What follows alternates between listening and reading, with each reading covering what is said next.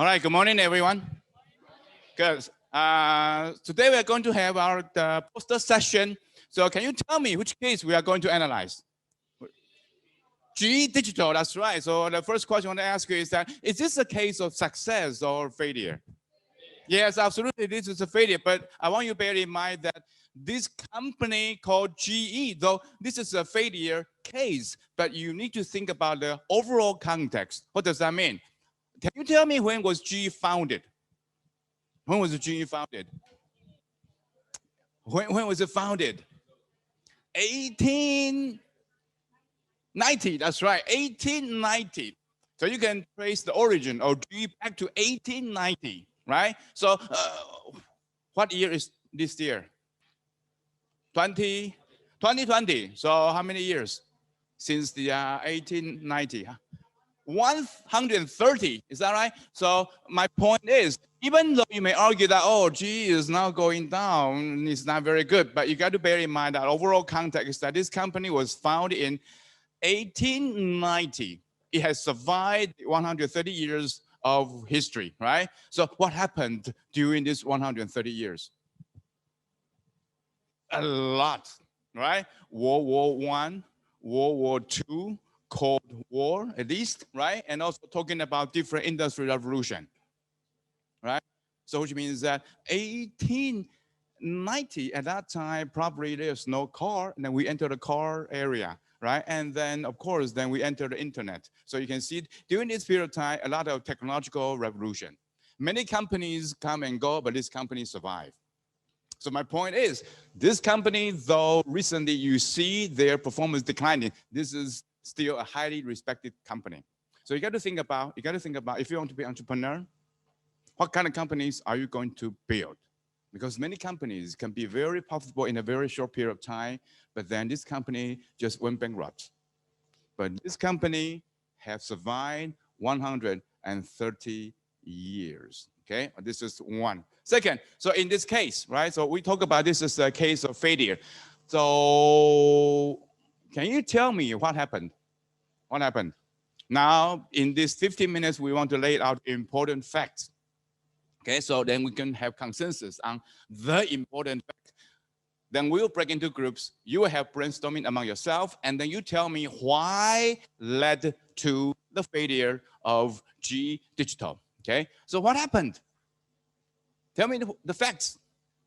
So I want to ask you why email want to initiate the GE Digital? GE wants to build a platform of industrial Internet of Things. Very good. So why do you want to build a platform? Why do you want to build a platform? Why do you want to build a platform? They want to imitate the success of the Microsoft. They want to be the gatekeeper of the IIoT. Yes, very good. So they have witnessed the emergence of dominant design in the PC industry, right? Microsoft operating system. So they think probably we can have a platform similar to Microsoft Windows operating system. Then we can get the most profit from others. Otherwise, in fact, that's just my bag. Oh, sorry. That's my bag. You probably never seen my bag before. So let me introduce my bag to you now. I know he's a totally stranger to you, but he's my good friend. Anyway, so, all right, so he thought probably he could be, where am I? So talking about the Microsoft Windows operating system, right? So, all right, so email thought that probably they can have a platform which is very similar to the Windows operating system, right? Because if you look at the Windows operating system, all third-party software companies, they need to comply with the standards set by the Microsoft, which means that email thought that they also want to set the standards for the IIoT industry. Okay, good. What else? What else happened? So first is about the GE Digital, and second is about the platform called Predix, right? So what else? What else? What happened? Where did they hire someone to run the GE Digital? Where did they hire? Where did they hire? Yes, they hired someone from Cisco. Is that right? And so this is about where. So you can argue that the head of the G Digital, Ru, R-U-H, Mr. Ru is the outsider to most of the GE managers, right? Because he came from Cisco. He was not a veteran of GE, okay? All right, so this is one. Second, can you tell me where's the location of the G Digital? The office location, where? Silicon Valley, yes, in a city called San Raymond, right? So this is Silicon. And where's the location of G's headquarters? Boston. So one is in West Coast, the other one is in the East Coast. Okay, all right. So then, if you were emailed, right? If you're emailed now, you want your salespeople to sell, right? Your platform called Predicts to your clients. So how did they make profit now with the Predicts? Previously, they tried to sell machines, right? But now the G asked their salespeople to do what kind of, so what's a new way to make profits, right? So G now have a different way of making profits. Can you tell me, Wentin? So what's the new way of making profits? Sales service plus the contract. Yeah, sales service. Previously, they sell machines, right? And also, they also provide maintenance service to their clients. But now they have ambitious way to make profits. What's the new way of making profits? Previously, the salespeople, if you were salespeople, you introduce your machines to their clients, introduce the different service packages to your clients, right? But now with the G Digital, with the Predicts, right? Now you want to have a different way of making profits. And sell their solution. Yes, but how did they charge their clients? How did they charge the clients? Yeah, how did I charge the clients? Now, if you're G salespeople, now how would you charge your clients? How would you charge your clients? Previously, if you were salespeople, you sold the machine, you get the money. You provide a service, you get the money, right? So this is the previous way to generating profits. But now I want you to tell me what's the new way of generating profits? Perhaps it's consulting service. That's just only part of the service package. In the end, how did they charge their clients? How did they charge their clients? If they get a cheap success, they charge part of their profit. Tell me again. If the customer achieved success with their implementation of the platform, they can gain some part from the profit. Yes, very good. So they charge. G now try to charge the clients based on their outcome. Okay, so this has become outcome-based contract. So what does this mean? We sell you machine, we provide you the service to maintain and repair your machine. We also try to give you advice regarding how you can optimize your operation. Okay, we don't charge you at this point in time. All of these are free. But once your revenue started to go up, once your cost started to go down, once your profitability started to increase, we want to charge, okay? So which means that unless clients' outcome, including revenue, including cost, including profitability, have some changes, unless those clients' outcome, including revenue, cost, and profitability, have some changes, otherwise G cannot charge their clients.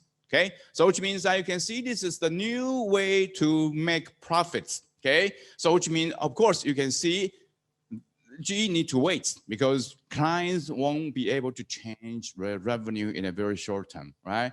But however, if the clients started to increase their performance, then GE could make a lot of money. Okay, all right. So I want to ask you, how much money did GE has invested in G Digital? Roughly. How How many? Is million or billion? Billion, yes. How many billion roughly? Yes, 4 billion. 4 billion US dollars. That's a lot of money, right? So which means that G has put a lot of money into Predix and also G Digital. But they got to wait because not until the clients get performance improved, they cannot get the money in. All right? Okay, good. So so now back to the origin. I wanted you to think about why email want to have this kind of G Digital strategy. Why? Why email wanted to have this kind of digital strategy? What happened? If you were emailed, every time you want to analyze the case, you got to get into the head of the stakeholder. So now the main stakeholder of this case, you can argue, is emailed. Now I want you to get into the head of emailed. What happened at that time? What happened at that time? So you want to initiate this digital strategy by setting up the G Digital and hire someone from Cisco who was called Lu, right? So what happened that time? Zhao Wei. He wants to switch. He wants to change the G's to the top 10 software company. Yeah. Yeah. Oh yes. Yes. So this is the goal. The goal is to be the top 10 manufacturing company or top 10 software company? Software. Top 10 software company. This means G need to compete against which company? Microsoft, Amazon, right? IBM. So which means that, is this the easy task or not? No. Oh, very difficult. Very, very difficult. Okay, so this is the goal, right? But what's the context? What's the environment? What's the context that drove email to achieve this goal? Give the five strategies. No, talking about what's the environment? What's the environment? The industry 4.0. Yeah, so at that time, you see there's a trend in the industry called the industry 4.0, right? Yeah. And also the industrial internet of things, right? So this is one thing about this. You see there's a new emergence of technology in this industry, right? And therefore, email thought that this might be a good opportunity for us to tap into, right? So this is one. Second, any other reason that propelled email to launch G Digital? Because during that time, some big software companies such as SAP or Microsoft has contact with G's customers, and they try to use G's data to help them to build up the system information. Yes, very good. So email found that new competitors, software companies, right, contact G's clients, try to provide consulting services to improve and optimize their operation. So G thought that this may not be a very good idea because the clients are our clients. How can they are contacted by other companies and those companies, including Microsoft, Amazon, they want to make profits from our clients, right? So one is about industry 4.0 and also the industrial internet of things. On the other hand, email also saw the software companies contact the G's customers, right? Anything else that propelled G's email to launch the G Digital? Any other reason? So this is about external factors, right? How about internal? Is there any internal reason that email want to initiate the G Digital? Yes, internal factors. First one is G has previously put all its effort to the green energy, but the oil decrease, the oil price decrease. So their internal financial has a crisis, like the G capital. It has decreased a lot. and he it has to be suffer from this. And at the other side, the GE Power, his lot of revenue come from this. This part has also decreased a lot. So this is its internal effect. So we can say that he cannot make money from his original business. Yeah. But that's at the, for sure, very good. So that's at the group level, but I want you to zoom in a little bit. Okay, so talking about the GE Capital, talking about the power business dynamic profits. So overall, the whole group was not profitable, right? So how about the share prices? How about the share prices? Keep going up or keep going down? Keep going down since 2012, right? Since going down, it's going down, going down. So which means that this is one of the contexts. But another reason I think is more important that drive email to launch GE Digital. A more important reason. More important. Why they want to provide? Why they want to provide predicts? Why they want to provide a service? Why they want to provide the consulting ideas to their clients? Duncan. I think he thought software will be more valuable than hardware. Yeah, so what happened to hardware? Software will be more valuable, service will be more valuable than the hardware. But how about what happened to hardware? What happened to hardware in this industry overall? What happened? What happened to the hardware? What happened? What happened to the hardware? If you were to email, what happened? Min Jian? Yeah. So as the software is more important than hardware, if they keep the software out of their own business, so the hardware will be not profitable and be dominant by the software company. Yeah, so for sure, you're talking about the competitors' relationship with GE, but I'm talking about hardware. What happened? What happened to the hardware itself? What happened? Hardware. Yeah, hardware.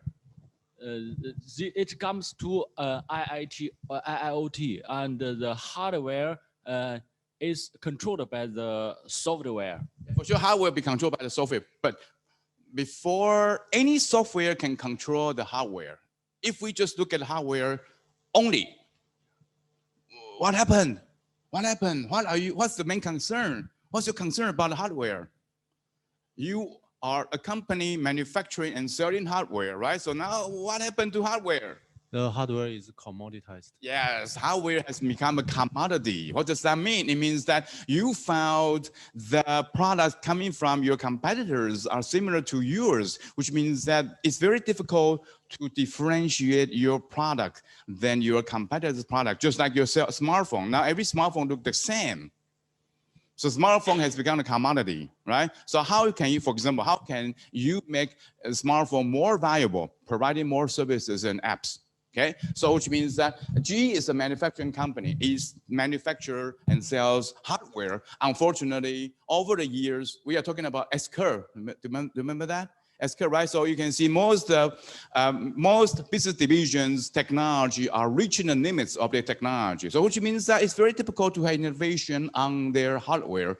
As a result, hardware has become commodity. So in order to enhance their differentiation, right? Talking about differentiation, therefore, the GE thought that probably we should launch GE Digital Plus our predicts, plus our salespeople can provide some consulting services to our clients. Therefore, in the end, we charge based upon their outcome. We don't just charge based upon one machine, because if you just charge them on one machine or two machines, the profit margin could be very thin. Yes, the hardware is just very thin profit margin. Okay, so which means that so you can see that's the whole background. That's the whole background that email wanted to launch GE Digital. Okay, so this is the beginning. Of course, in the end, this is a failure. In fact, the failure of GE Digital also cost email his job. He was fired before his contract ended. Okay, all right, so now we have understanding the beginning and also know the end result. I want you to think about what happened in between. What happened? So the issue for this case is very clear. Can you identify what led to the failure of the GE Digital? As simple as that. But you need to be very clear about different factors at different levels of analysis and even from different stakeholders' perspective, okay? So here, let me try to summarize for you. You need to think about the clients. You need to think about the salespeople. You also need to think about the software engineers. You also need to think about the business divisions, right? Because in G, we have different business divisions. We have healthcare, we have lighting, we have aviation, we also have the power, we also have the oil and gas, right? And also transportation. And G Capital, for example, right? So overall, we have 8 business divisions, excluding GE Capital. We have 7 business divisions in different industries, right?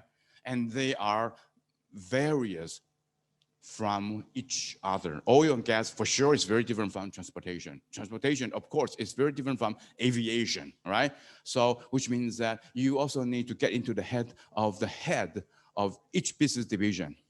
What's your attitude regarding the predicts? Are you willing to use the predicts? Yes or no? If yes, tell me the reason. If no, you also need to tell me the reason. All right, so now I want you to find your team members. I want you to find your team members and start your brainstorming and discussion among yourself and put your answers on the poster. You don't have to cover everything. You don't have to cover everything. You can try to find out one aspect, in your opinion, that could generate the most insights. That would be good enough. All right, start now.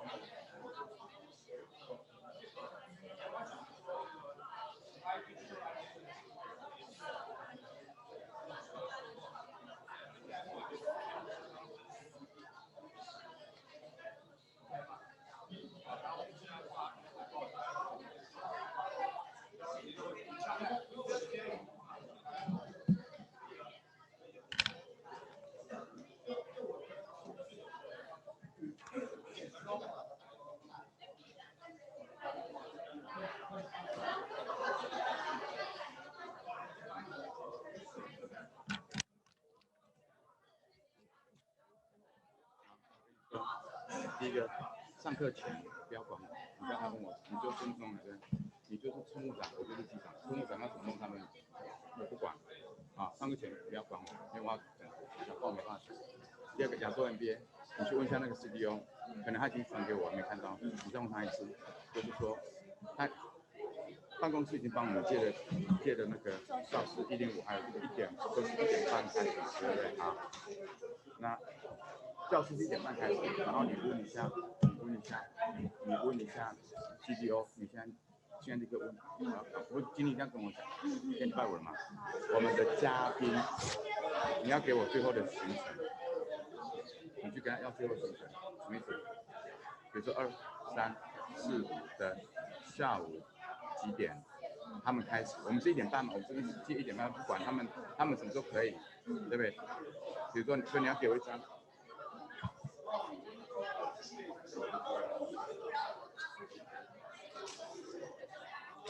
我要这样子，比如说这是2、3、4、5，对不对？这是时间，他们到底是几点？他们的就位，啊，就不要管这个1点半了，他们的时间，他们什么时候可以，对不对？然后呢，公司到底是，就他也跟我讲，就是我现在看一个表，公司名字，对不对？好，然后呢，who 谁，他们的谁，我知道谁这样子啊，然后这有个备注，如果有什么要说明的，说明一下啊，他们怎么样啊？对，我要介绍，是不是也要问他们讲多久？啊？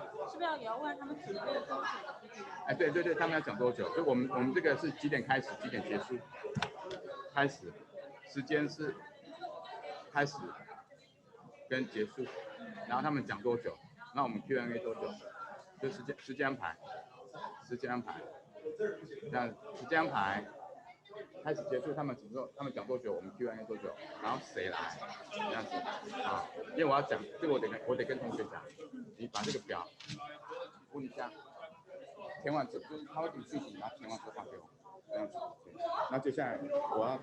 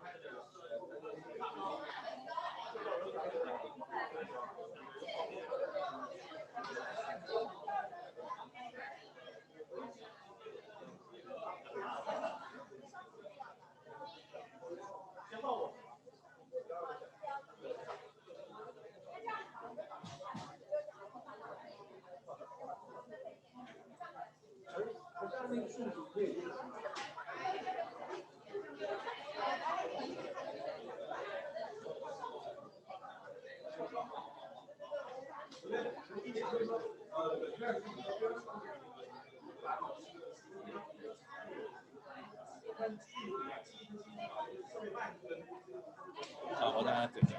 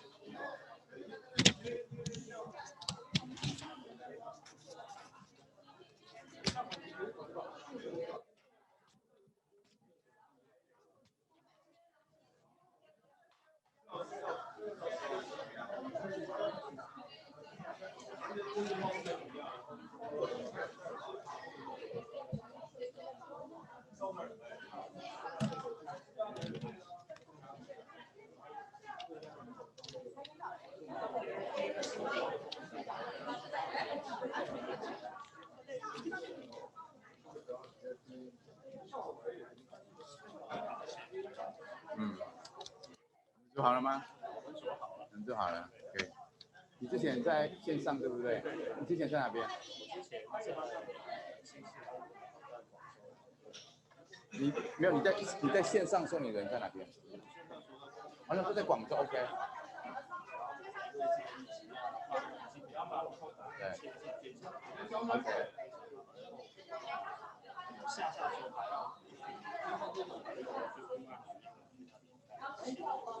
哦，那真的很麻烦。你是拿机器人故障，那就比较麻烦。要习惯，要习惯。啊。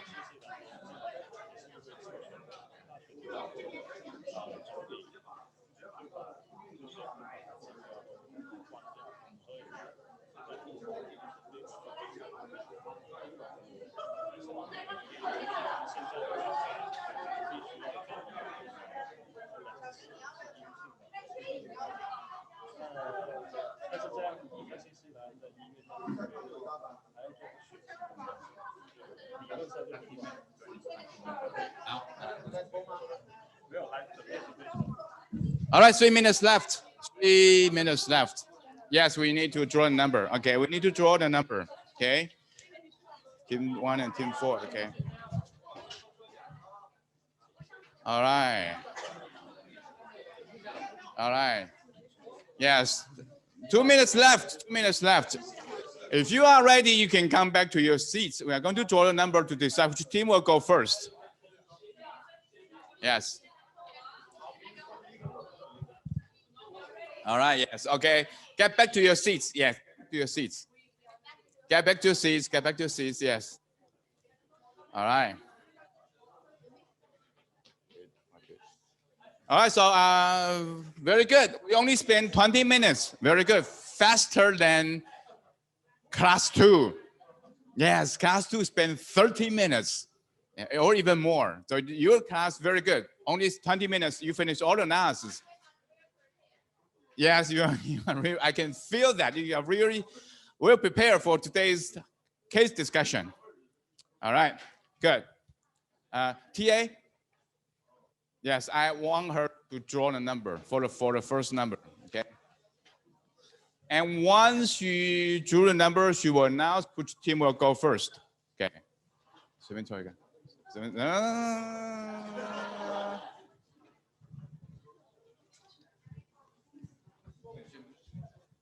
Two.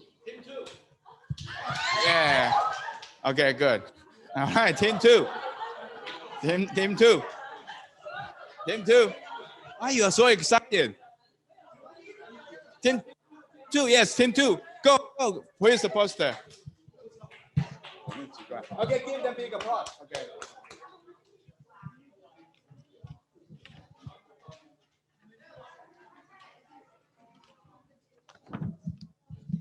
Hold on a second.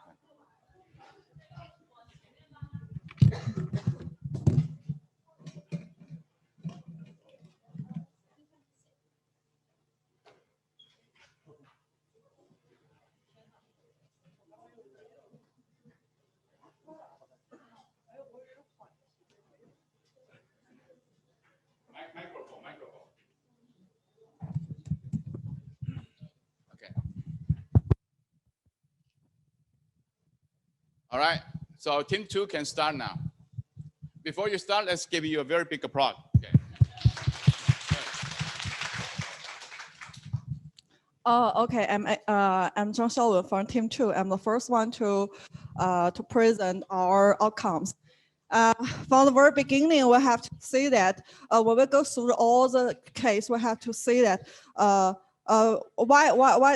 should Yamit do this strategy?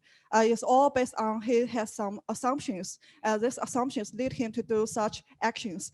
So I have to start with assumptions. The first one is he to believe that GE can become the top 10 software company.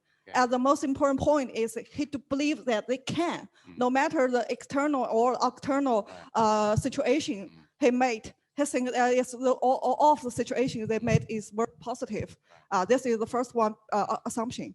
Second one is that he thinks that the industrial operation system can be standardized, like we use other platform we used to be. As he thinks it can be standardized, and all those two main assumptions lead us to take those such actions like what we saw at the last. Yeah. So our team members will analyze the internal resistance and external resistance they actually meet. Okay. And this is the reason why GE Digital failed. And then based on our analysis, we will give our solutions. Okay. Good. It's my next part. one. Okay, very clear. The structure is very clear. Talking about the goal is the wrong, right? Because you make a wrong assumption. Second, that the GE email also made an assumption that we should only need to have one operating system in the IoT, right? In the Internet of Things. So this is wrong. So you tell me more. Okay, so now I'm going to talk about a little bit about our the GE's external resistance. So I'm going to present from two perspectives. One is competitors, and the other one is customers. Good. So for the first one, for competitors, for GE, they're competing with the software companies, right? So they are actually at this domain. So they have their market commonality is high because they both want to produce a software service. And for here, they have low resource similarities because for software companies, their service is a long-term service. So the sales engineers in the software companies, they will go to customer site to provide updating service and the consulting service, but it's totally different with the hardware companies. For hardware companies, they just sell the machine to the suppliers, to the customers, and that's all. But the maintenance is just like once a year and twice a year. That's not a lot. So the other one is for the customers. For customers, the customers. They are afraid of their information. They didn't trust GE, but because of the information technology linkage. This means that for customers, competitors, if they ask GE about the solution, about technology solution, GE will provide the customer's competitor the solution which is similar with the customers. So the GE will reveal the technology to their competitors. So customers, competitors. Okay. And okay, continue. The second one is GE's customers. They afraid of GE become the only supplier of this market. So once GE become the dominant in this market, so GE have everything. GE have the technologies and the technology of customers, technology of customers, competitors. They have everything. So this is the second one. Okay, bargaining power will be increased. And the other one is the demand. So the customer, they do not know what is our demand. So it takes time for GE to educate their customers. It's going to take a long time. And actually, the second one is the product that predicts. The customer is still not aware of. Look at everyone. Look at everyone. Yes. Oh, sorry. Yeah. The customer is still not aware of this predicts software. What can it bring to us to improve our production efficiency? They don't know what is that? What was that for? So yes, and this is the demand perspective. Okay. So I'm very good. I'm going to hand over. Good. Very good.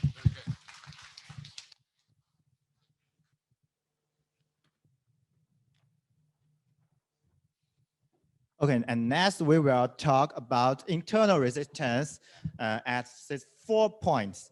Okay, so firstly, we know that the GE as a group, super big group. He has its own IT department, of course, and but they focus on the needs of their specific business units. So they built the new unit, digital GE Digital in near Silicon Valley. It's their position. A good choice.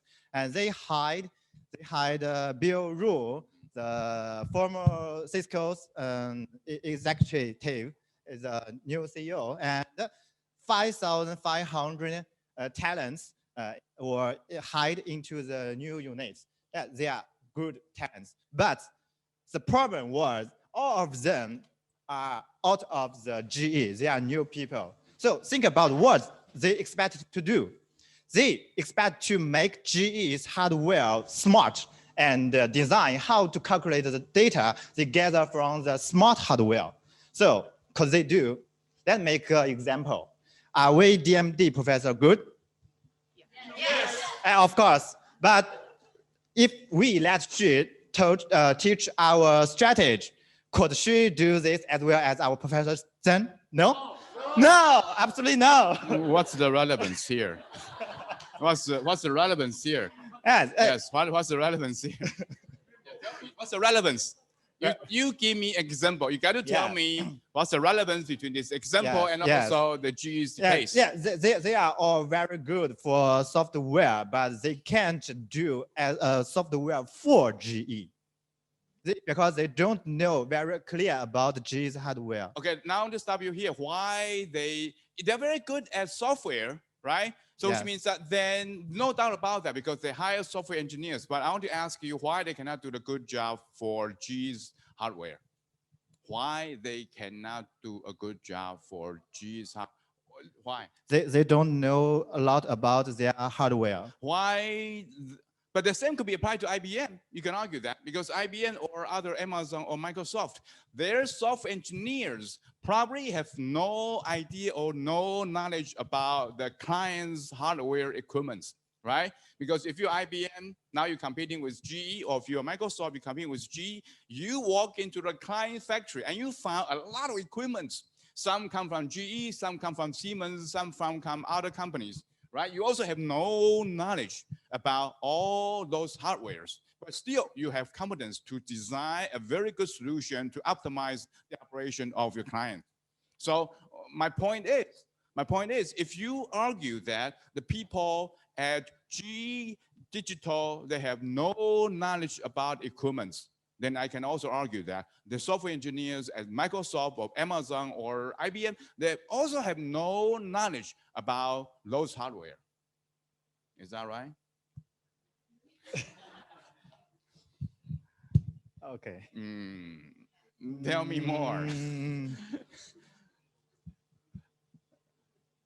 So, which means that the starting point of software engineer at GE Digital could be the same as the starting point of the software at IBM or Microsoft, right? But what's the advantage of the software engineers at GE Digital? What I'm talking about, if you look at the software working at GE Digital and also Microsoft and also IBM, you may find that the starting point might be the same because they know nothing about hardware. But what's the advantage of being a software engineer at GE Digital? What's the advantage? What can you do? What can you do? You say you have no idea about hardware. Fine. But what can you do? What can you do? So if you are previously from GE, you can ask people to teach you, but you're an outsider, so people are not willing to teach you. That's what they talk about, the emotional account. Yes. Very good. So which means that if you are software engineers working at GE Digital, right, you had advantage, which is that you can contact different business divisions to understand more about GE's hardware, turbines or locomotives or power engine, power or anything, right? But are they willing to tell you? I want to ask you, if you are a software engineer working at GE Digital, now you want to contact business divisions to understand their operation, to understand their hardware. Are they willing to talk to you? Are they willing to share information with you? No. Depends. Or you tell me.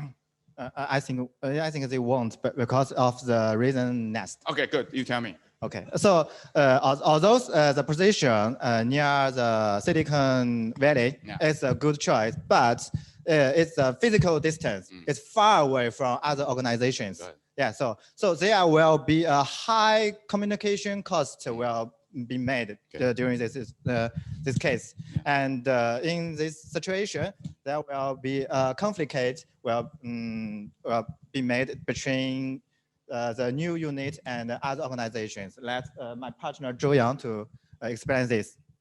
Okay, good. Okay, the third point is interest conflict. Actually, GE paint a nice picture of digital transformation, but which did not match its internal reality. GE has a series of business units, including GE Aviation, GE Transportation, GE Power, and the others. All these different business units have their own IT development needs, but GE Digital trying to bring all the digital capability from across the company into one organization. So just driving the digital transformation at organizational level will hurt the interest from other parties in such a big company. Why you tell me more about why there will be interest conflicts? Why there should be an interest conflict here? When GE try to bring all the IT functions into one unit, which is called a GE Digital, right? So then why we will see the emergence of interest conflicts? Because obviously the traditional, employee in the GE company for a long time, they are not willing to accept the new, which means the external separate new business unit to involve into them. And the objects for different unit are totally different. Okay, so the one point here I want to ask you. When email took office, he want to have organization highly centralized or decentralized. Centralized. When email took office as a CEO, because you are managing a company, right, with a lot of people, okay? So which means that with more than 300,000 people around the world in different business divisions, right? We talk about they have 8 business divisions from the power, oil, gas to the capital, right? So which means that if you are emailed, you are managing highly diversified organization, different industries, in different countries, with a lot of people. Are you able to make all the important decisions? Do you have knowledge in oil and gas? Do you have knowledge in the healthcare? Do you have knowledge in aviation? No. So which means that you do not have the full knowledge to make the final decision regarding each business division. Therefore, you will dedicate power to different business divisions. Let them make important decision by themselves. Is that right? So which means that under emailed leadership, GE has become a highly decentralized organization, which means that business division can make decisions by themselves. They don't have to report up to the head, which is email, to wait for the final approval. Is that right? So decentralization versus centralization means that decentralization is the decision making was distributed to the lower level of the organization. Centralization means that the decision making was concentrated at the top of the organization. Is that right? Good. So which means that if you were the head of business units, you already get used to the decentralized decision-making process. You have authority to make the final decision. You let your people do their jobs, right? So now, suddenly, there's a unit called the GE Digital, right? So they want to tell you how you should use your IT system. Is that right? So which means that so you can see this is the contradictory part.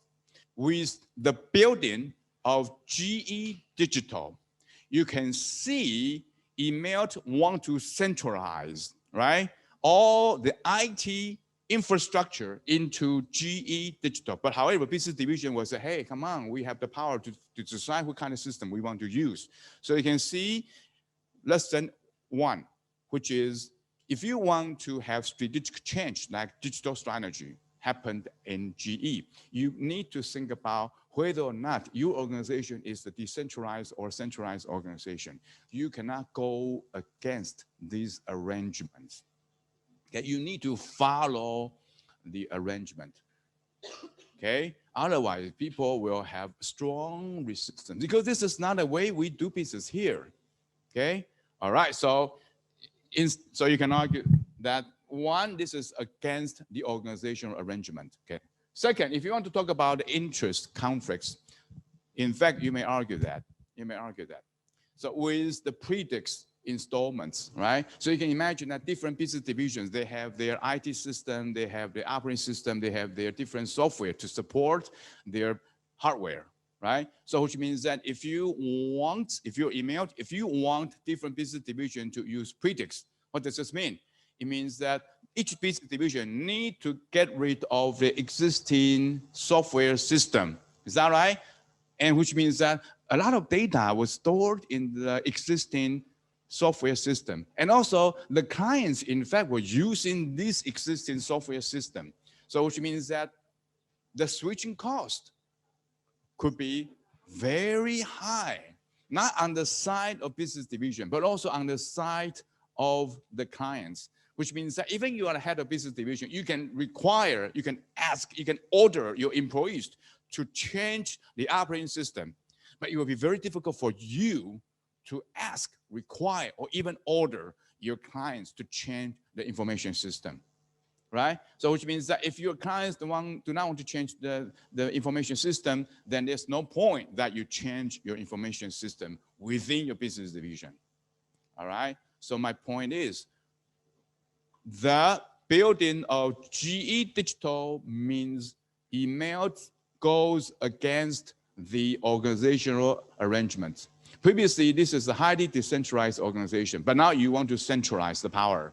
This is 1. Second, with imposition of the predicts imposition, because this is a top down, right? Predicts is designed by the GE Digital and now ask different business division to use the predicts. It means that this is imposition of the top down operating system. Then you will see the switching costs could be very high. So, and also there's no problem with existing system. So which means that we're talking about the substitute, right? So how we can evaluate the substitute, which means that you got to think about the relative value and the price to use a new system. Existing system so far work nicely. So why should I switch to predicts, right? What's the point? A lot of costs involved. And not necessarily predicts will have higher value than existing system. Of course, digital people will tell you that, oh, in the long term, the predicts will be more valuable, but that's in the long term. Okay. All right. So talking about the interaction between business division and G Digital, and also the reaction of the people in the business division to the predicts. Okay, good. Continue. Okay, the last point is the trade-off between short-term and long-term. GE Digital was created as a separate business unit, and this new business unit, the goal is to be able to creating more intellectual property like predicts, but actually the predicts in the short term, it has to given a pressure on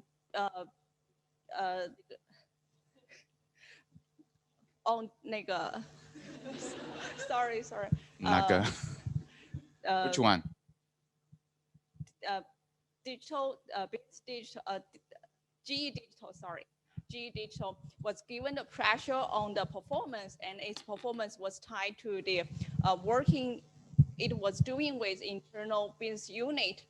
So it has to focus on the short-term revenue growth rather than the long-term strategic objectives. So this is the opposite setup of the digital transformation initiative need to grieve. So that's the fourth point. Okay, good. So I want to ask you to think again, because you highlight a very important point, short-term and also long-term.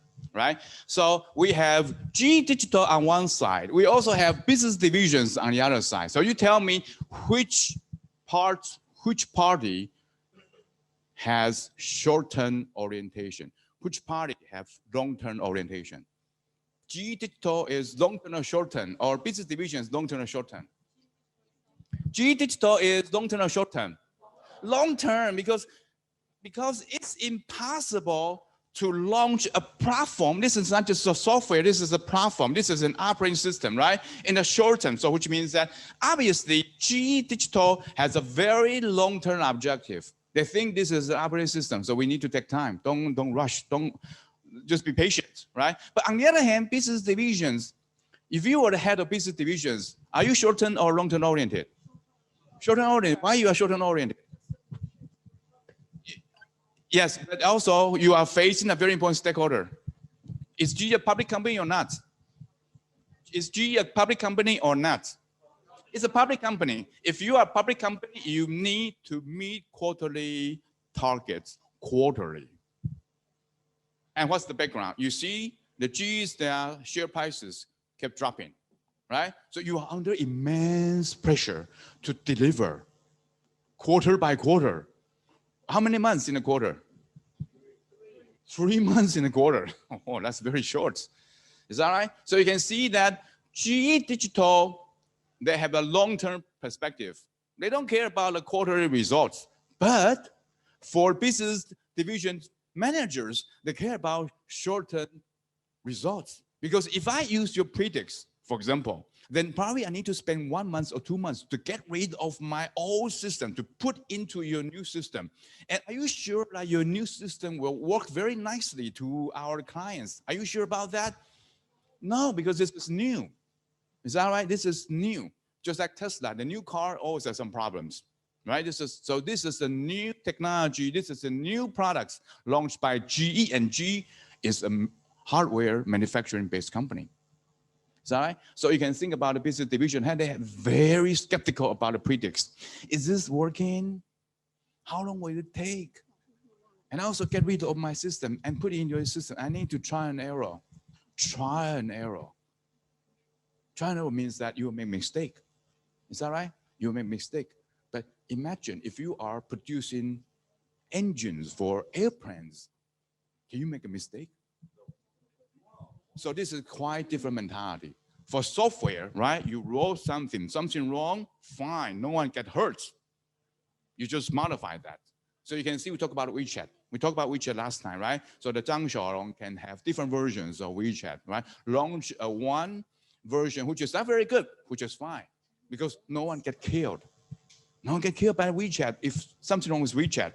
But if you are producing engines for submarines, if you are producing engines for airplanes, are you allowed to make some mistake? No, because people get killed. So you can see the mentality is very different. Because therefore, software from the digital part will say, no problem, let's try, and we can modify that. But the engineers, especially hardware engineers, they say we are now allowed to make any mistake, because according to the case, you can see during Jack Welch, GE had a program called Six Sigma, which means that the quality must be perfect, right? So you can see the software engineer and hardware engineer have different mentalities. Software engineers find, let's make a mistake, then they try to pivot, right? They try to change the program, change the code, add one code, delete the code, that's it. But the hardware engineer said we cannot allow to make any mistake. The margins for errors is almost zero. Okay, so you can, and also, so you can see the attitude toward mistakes, and also the attitude toward long term and also the short term. Very different. So what's the conclusion? The conclusion is, so we also talk about, this team also talk about, because the GE Digital is located in Silicon Valley, right? And the headquarters of GE is in Boston. So you can see long distance bring difficulties in communication with each other. Human beings always need to have face-to-face communication so that we can build up reports, right? Not only that we can communication in office hour, we can also have communication after hour. We can go to the bar, grab a drink, and then talk something else. This is how we build up relationship. But if you are in Silicon Valley and I'm in Boston, we can only communicate with each other through the telecommunication, through a WeChat or through Skype, right? Then everything will be very formal. Everything will become very formal, which means that our relationship will be arm's length relationship. Arm's length relationship. We will never share our personal information with each other. We will never become good, close colleagues. Okay, so this could be one problem. So one conclusion is we can see lack of fits between the digital people and also the operation people. Mentality different, attitude about the errors are different. In fact, there's another reason that will cause the conflict between operation people and also the digital people. What's another reason? Another reason. If you're operation people, you hate digital people. You hate them. You are jealous about them. You're jealous about them. Yes, salary. So what does this mean? It means that GE tried to recruit software engineers from Silicon Valley, right? And to work in the GE Digital, which means that their salary should be comparable to Microsoft, Amazon, Google, and even Apple. Okay? And of course, you can imagine that the average salary of the software engineers is much higher than the salary of hardware engineer in the manufacturing sector. Okay, so let me give you one information. Recently come across the news about the average salary of Tencent. Average salary of Tencent is about, annual salary is about 800,000. 800,000 RMB, okay? But for engineer, average salary for engineer working in the semiconductor industry, okay? Semiconductor, this is hardware based. Even semiconductor is very important, but the average salary for engineers working in the semiconductor industry is less than 400,000 RMB a year. That's the difference. That's the difference. Okay? So software engineers always have higher salary than the hardware engineers. No doubt about that. So which means GE Digital need to pay higher salary to attract the talents to work for GE Digital. So which means that if you look at her, for example, the same age, the same job title, but her salary is 3 times higher or even 4 times higher than your salary. How did you feel about that? Yes, you hate her. I don't want to pick up a phone call from her. Right? So you can see this is a very big problem. This is a very big problem between the digital people and also the operation people. All right. So any what's more? Yeah. Finally, we have our solutions. Good. Just very quick, simple solutions. Now we know GE digital transformation were faced with a fierce internal and external resistance. So if we were CEO of GE, we could do something differently. And here are our solutions. So from the external resistance perspective and from the competitors, we think instead of targeting the top software companies, GE Digital should actually take advantage of their own advantage in industry experience and find a niche market. Tell me about a niche market. Which niche market should GE target? Like for example, but they have a lot of experience on like airplane engine. So maybe they can just focus on this area, small area, and build platform system just for this clients. So not across the board, but select certain areas. Certain area, yeah. So they can have more advantage than the software companies. So they have opportunity to survive and compete in the market. Okay, so select few niche market instead of try to have across the board the digital strategy. Yeah, okay. and at the same time, Yeah. it can avoid direct competition with the software companies. We can avoid direct competition with software. How can we avoid direct competition with the software company? Because the market is slightly different, so it's not so direct. But the advantage of the software company is that we don't have to understand your equipment. We don't have to understand your hardware. We understand the whole system. We understand the process. And our advantage, I mean, talking about a software company, our advantage is algorithm, data storage, algorithm, and then analyze the big data. So which means that nothing to do with the equipment. As long as we can get data from equipment, then we can try to format the data, we can try to organize the data, we can store the data, and we can calculate the data. And we can tell you the best solution. So which means that it doesn't matter if it's an airplane. It doesn't matter this is an oil or gas, the factory. It doesn't matter as long as we can get the data. Yeah, we have our own data actually. So it can be an advantage for GE. So how can we compete with the software company?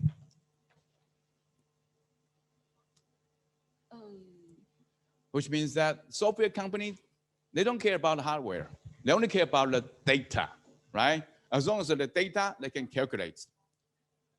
Yes, tell me more. Because we have the hardware, so that we have control the interest of the data collection. We can insert the sensors by ourselves. We can collect the data by ourselves. So we have grabbed this entries for ourselves to Orange Microsoft. But once you sold, if you were G, you sold your machine to your clients, right? Then your clients has ownership of the equipment plus the data. So what does that mean? If I'm the clients, I can give the data to IBM. That's it. The data is mine, it's not yours. The data is mine, and also the machine is mine. All right, so which means that GE cannot say, hey, the equipment is ours, and also the data is ours. No, you have sold, if you're GE, you have sold the ownership of the equipment plus the data to your clients, which means your clients can do anything they want regarding the hardware and also the data. Just like Apple sold you the machine, the data belongs to you. You can do anything about the data. Apple cannot say, hey, the data is ours. No, all right? So which means that software company can ask the clients, give us the data. We can run calculation for you, and then we can give you the solution. So how can we compete with the software company?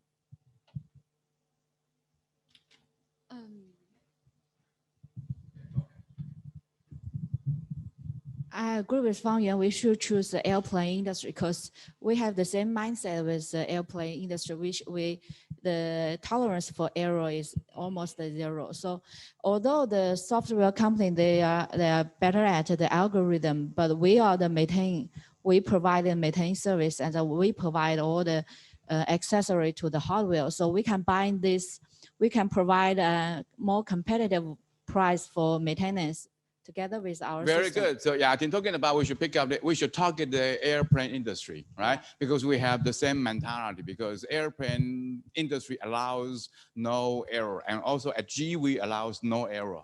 And we have the trust each other for that we have cooperated for many years. Yeah, for sure, yeah. Unfortunately, sounds very good, but unfortunately, the biggest client for G in airplane industry is Boeing. Boeing, right? Then Boeing last year have 2 airplanes have accidents. Yes, 2 in a year. And the problem came from the G's engine. So which means that, your credibility, I'm talking about G credibility in the airplane industry dropped it dramatically. Yes, max engine. Okay, so which means that in 2019, Boeing's 2 airplanes dropped it, 2 accidents. Huge accidents, which means that the credibility of G in the airplane industry dropped it very quickly. Okay, so which means that thank you for highlighting the importance of airplane, but G make a mistake there, 2 in a row in a year. Okay, so how can we compete with the software company? They have a lot of people, they are good, and their advantage is calculation algorithm. That is the advantage. And the advantage is that they understand the whole process. The whole process. It's not just equipment, it doesn't matter. The whole process, the whole system, right? And also talking about the salespeople. So when you were G salespeople, you want to sell machine, whom do you contact? If you were salespeople working at GE, you want to sell machine, you just want to sell machines, right? Whom do you contact on the client side?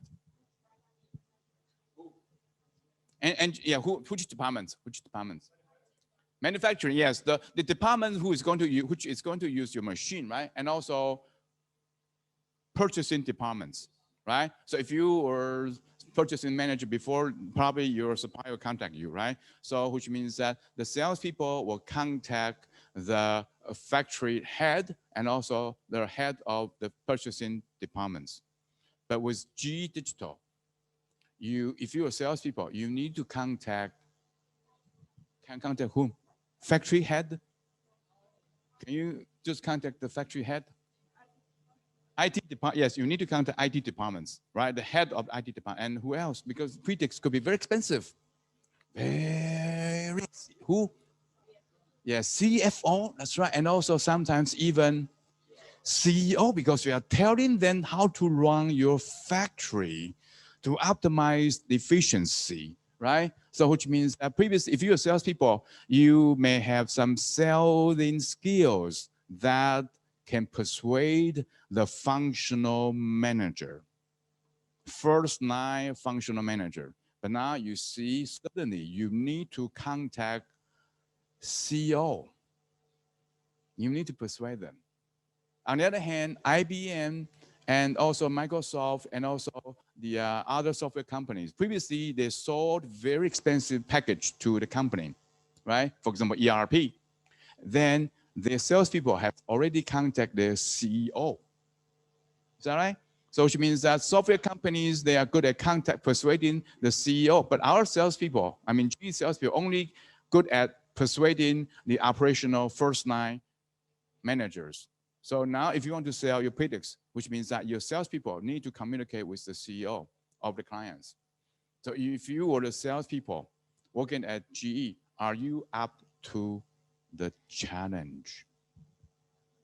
Yes, that's the problem. Okay, all right, so we highlight a couple of things. Anything else?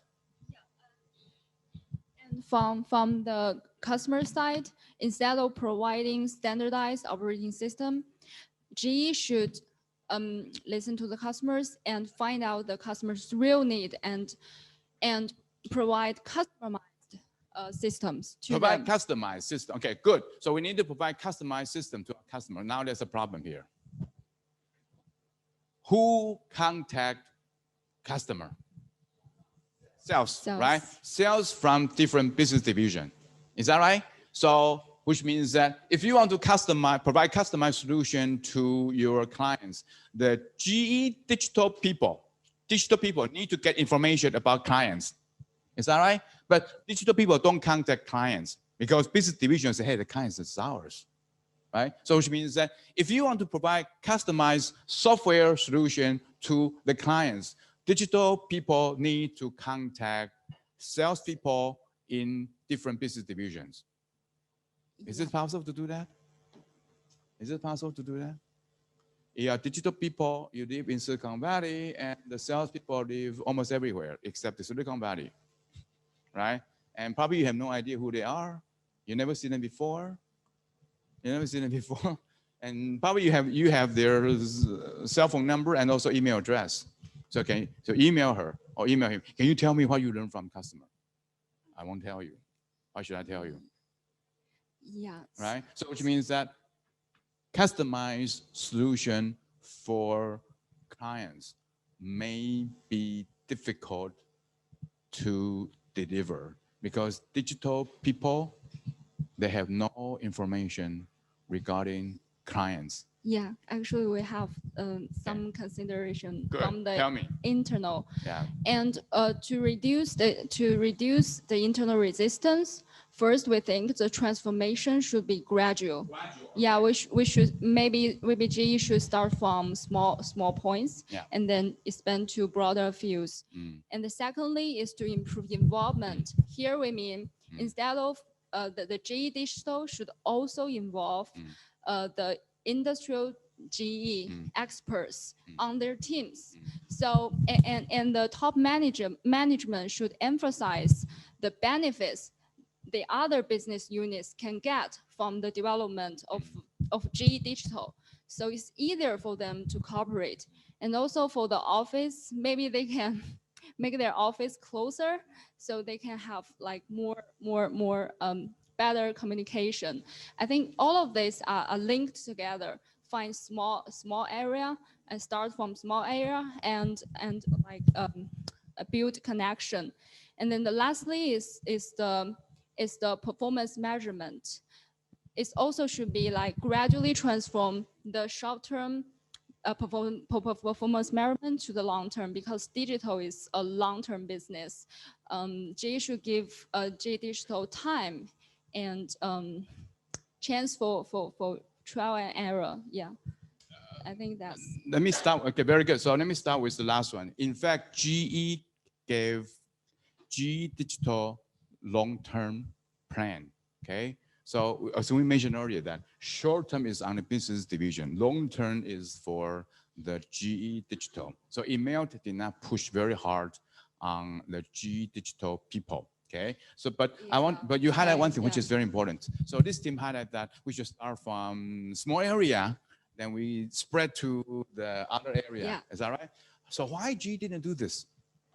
Why GE didn't do this? Sounds very good because if we want to have change, we find some pilot departments, right? Just like for our China economic reform, we start with Shenzhen, right? The pilot city, then we spread the reform to other cities, right? So sometimes it's very easier to implement change if we can find some pilot departments, okay? So why GE did not want to have pilot units, pilot business units, start from small area? Because their vision is to build the industry standard. Standard, okay. So what does this mean? It means they want to build a system for every even competitor or every stakeholders to use. So very good. So which means that if you want to build your product as a standard in this industry, it means that everyone should be using your products. Otherwise, this is not a standard, right? So which means that the goal is to build up standards, which means that everyone should use our product in the very beginning. Otherwise, this is not a standard. This is just one of the products. It's not called a standard, right? Okay, this is one reason. Very good. What else can help us to explain why the GE want to launch the predicts at a large scale instead of finding a pilot business unit to test and run the predicts. Why do you want to have large-scale implementation of predicts? Because from when Welch is the CEO, they have a concept. For every industry, GE is into, they want to be the top 3 in that industry. Yeah, number 1, number 2 in that industry. They are obsessed with that concept. So when they build the GE digital business, they also want to be the number 1, number 2. So they want to start very close to standard, because if they can become number 1, number 2, this product could be a standard. But I think about why they want to have, my question is, why they want to have large-scale implementation of their predicts? Because this team argued that we should have some, small area to test the predicts, and then we spread to, other business units. I think it is because GE already thrived more than 100 years, and they're so proud, and they should be. They think they under their value, they think they should be always the leader. So when they launch new things, they enter into a new emerging industry. They think they have to start with a very big movement at the first time. Okay, they think they're very good. So now number 1, number 2, or they're very good. They've been survived more than 100 years. Therefore, they should be able to accomplish the implementation of predicts in a large scale. They should be able to do that. Okay, so overestimate their capability. Okay, but the thing is, what's the major reason to drive them to have large scale implementation of predicts? Because they want to be dominant design, and if they don't to extend cover all the industry, their competitors will. Okay, very good. So we're talking about emergence of dominant design, right? So there are 3 parts can contribute to the emergence of dominant design. 1 is, 2 is, 3 is. 1, 2, 3. What are the 3 factors leading to the emergence of dominant design? Very good. So you mentioned about the issue of dominant design. We talk about dominant design when we talk about the example of WeChat, right?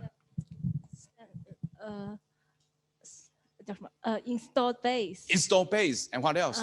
Technology and technology, complementary utility. goods. Okay, very good. So 3 parts can lead to the emergence of dominant design. 1 is technological utility. Okay, so the value delivered by your products. 2nd is about install base. The more people use your products, then the higher probability that your product will become the dominant design, and also the complementary products. Okay, so why GE want to launch predicts at large scale? Because it want to have the large install base of users, right? So just like a WeChat transfer the users from QQ to WeChat. Suddenly, WeChat, though this is a newly created software, it has a very large install base compared to Miliao, launched by Xiaomi, right? Though Xiaomi Miliao's technology utility is very good, but install base is very low. Okay, so once you have a large install base, you may attract third-party software companies to develop complementary goods for your predicts. So this is the idea of GE. But there could be one reason that drives GE to launch predicts at large scale. One is, so far we talk about 1, they are very good, number 1, number 2, so they think they should be able to launch the predicts at large scale. 2nd, they want to kick off the cycle of dominant design, right? By creating a large install base of customers. But there could be the last reason. I'll have a try. Yeah. We know that Emmett is a new CEO. Yeah, he wants to centralize. He wants to gather all authority on his hand.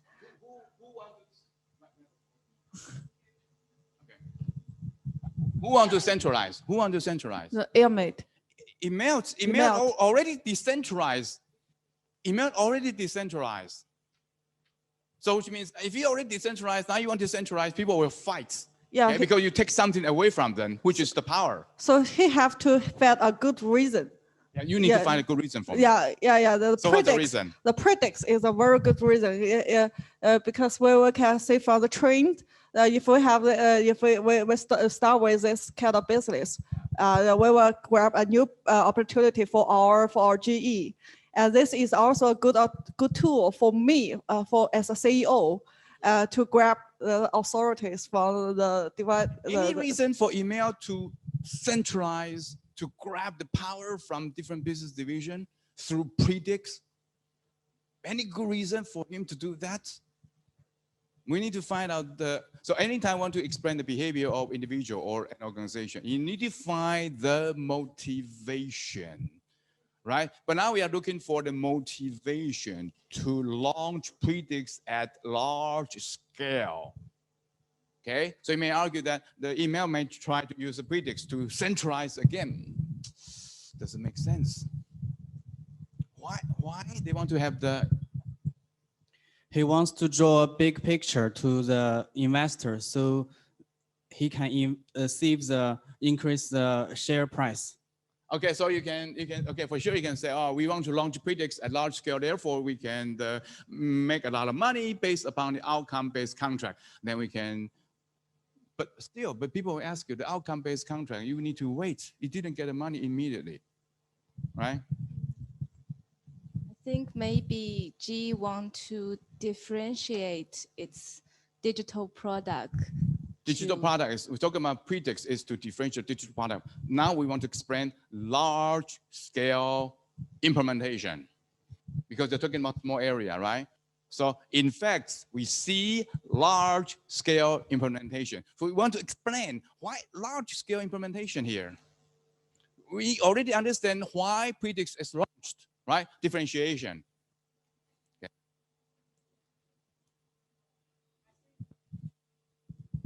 I think the reason is they're basically a manufacturer company. They want to transform into an IT company, so they want to make a big impact to this market that they're entering this market. Large scale. Okay, go ahead. I have two information. The first is they have assumption that their consumers, their large install base can fully accept the assume platform. that people will fully accept the predicts. Therefore, they launch large-scale implementation. Yeah, it's easily to be implemented. No. Yes, you can argue that, but give me a strong motivation. Pass the microphone back to me. Another one. Another one. Another one from email to personal perspective. He wants to get a success story for himself. But if you can get one success story from a small area, that would be good. Because normally, okay, put it this way, usually we try to launch organizational change at a small area of the organization, because we're not quite sure whether this new system or new policy could be accepted by the employees. So we usually find a pilot departments. And if the pilot department has successfully implemented this new policy, then we try to spread the change across the organization. Okay, but now you see quite on the contrary, that email try to launch the predicts at larger scale across the board. All the business divisions get involved in the predicts, right? Of course, you may argue that because they want to make an impact, they want to become the top 10 software company, they also want, but this is conglomerates. This is a conglomerate. So thinking about organizational structure, this is a conglomerate. So we have headquarters. Is that right? We have headquarters. We have 8 business divisions: oil and gas, transportation, health, aviation, lighting, transportation, and GE Capital, right? So different business divisions, they have their own profits and loss. Is that right? So if you were head of one business division, you make profits, you generate revenue. Is that right? Okay, good. And digital departments, GE Digital, did it generate profits so far? Where did the money come from? Where did the money come from? Where did the money come from? All others. That's right. How much money have they invested in GE Digital, in the predicts? How much money? 4 billion. So which means that if you were email at headquarters, you want to spread the costs across different business units. 4 billion, if small area, if we only ask oil and gas, you use Predix and you pay for the 4 billion. I don't want to do that, right? So which means that across the board, different business division, everyone pay the bill on average. Pay the bill on average, right? Because headquarters get the money from different business divisions and put the money into GE Digital. And who is going to pay the bill? Everyone. Okay? As simple as that. So this is how conglomerates works. This is how headquarters works with different business units. Okay? So which means that Predix is at a group level. High cost need to be spread across different business units. That's it. Because if you only try Predix at one business unit, the 4 billion bill, who is going to pay for that? Okay, so which means that everybody take part in this Predix. Okay, if Predix is not that expensive, it's only 4 million, for example, only 4 million oil and gas, you use the Predix first, right? 4 million, okay, but this is a 4 billion bill. Oh, don't ask me to pay the bill only. All right. So that's why you see this is the dilemma. This is the dilemma. We have no idea whether or not Predix will deliver value, right? But G has asked all the business divisions to use Predix. One, there are many reasons. One, because we want to promote Predix as an industry standard. If this is industry standard, everyone should use it, right? And also, the cost is simply too high. Everyone should share the costs, okay? All right, anything to add? Anything to add? Okay, thank you very much. So let me tell you one thing, because I have seen many of you use your smartphone to take photos, which is very good. So the following we have, this is the first team, right? We also the last 2, 3, and 4, right? So let me tell you one thing. When you, for example, if you present, I urge you to ask your friends to record your presentation. Yeah, record your presentation. And then you can watch the presentation video yourself, presentation video later on. Let me tell you that you will find many things you should improve because you have watched how you present. Okay, so feel free to get closer. Feel free to shoot your own presentation. No problem about that. All right, so very good. So I look forward to more interesting presentation after the break. Take a break for 15 minutes. All right, so we should continue with our session. And because the first team has talked a lot about this case, right? And I also elaborate on the ideas. So I expect that the following 3 teams, you don't have to repeat the message. Highlight your unique ideas and contribution to this case analysis, okay? All right, so I'm going to, hold on a second. Where's our TA? Where's TA? TA is not here. Okay, hold on a second. I need to give this to TA first. Okay, so TA is not here. That's fine. Okay, all right, so you help me pick out one team. Open it, yes. Team 4. Okay, good. Okay. I promise this is a fair process. All right, team 4, get ready.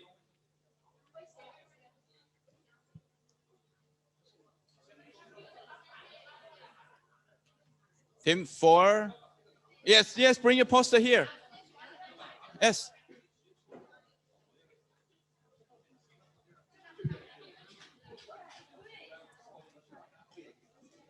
All right, good. Where is another microphone?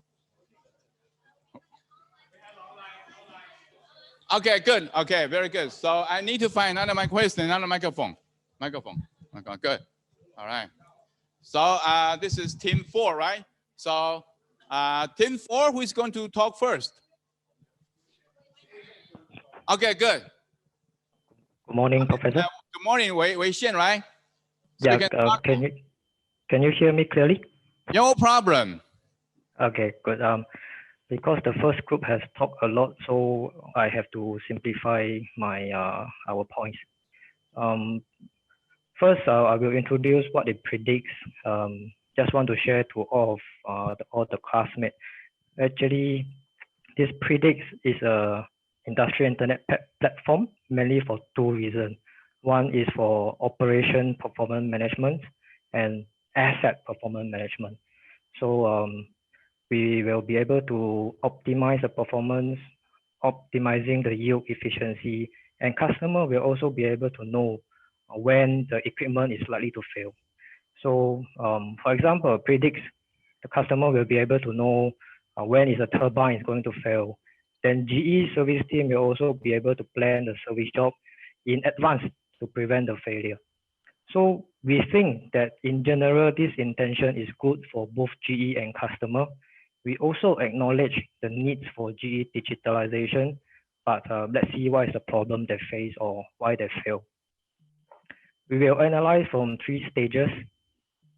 In initial stage or in R&D stage, then we will analyze from the internal rollout promotion stage, and lastly in the sales stage. So I will talk about the first stage, which is the R&D stage. At this stage, they have faced 2 issues. We summarize 2 issues. The first one is resources. At that time, we have to recognize that GE is a hardware-based company that do not have the resources to enter this relatively high entry barrier industry. They don't have the software specialists, they don't have the organizational resources. And we believe that at this stage, GE also make some assumptions or influenced by some past assumptions. We know GE in the past is very successful. They achieve fastest result from external resources. So they just buy and merge and acquire other company to be the top or to be the second in the industry. So for predicts, we thought that GE also followed the same assumptions, and then they source the resources from outside. This brings 2 small issues. One is the geographical location, which has been explained in the first group. Yes, they are in Silicon Valley. They might have the geographical advantage to hire software engineer, but we have to remember they are a new department that definitely needs support. Just imagine if you are a baby, but you are located away from your parents, how the parents are going to support you. And number. We mentioned this before. Can you highlight something different? Talking about the GE Digital is a new unit, right? Located in Silicon Valley, very far from other business units, and it's very hard to have communication. So anything else you want to add? So the point number 2 is employee structure. So they are from outside.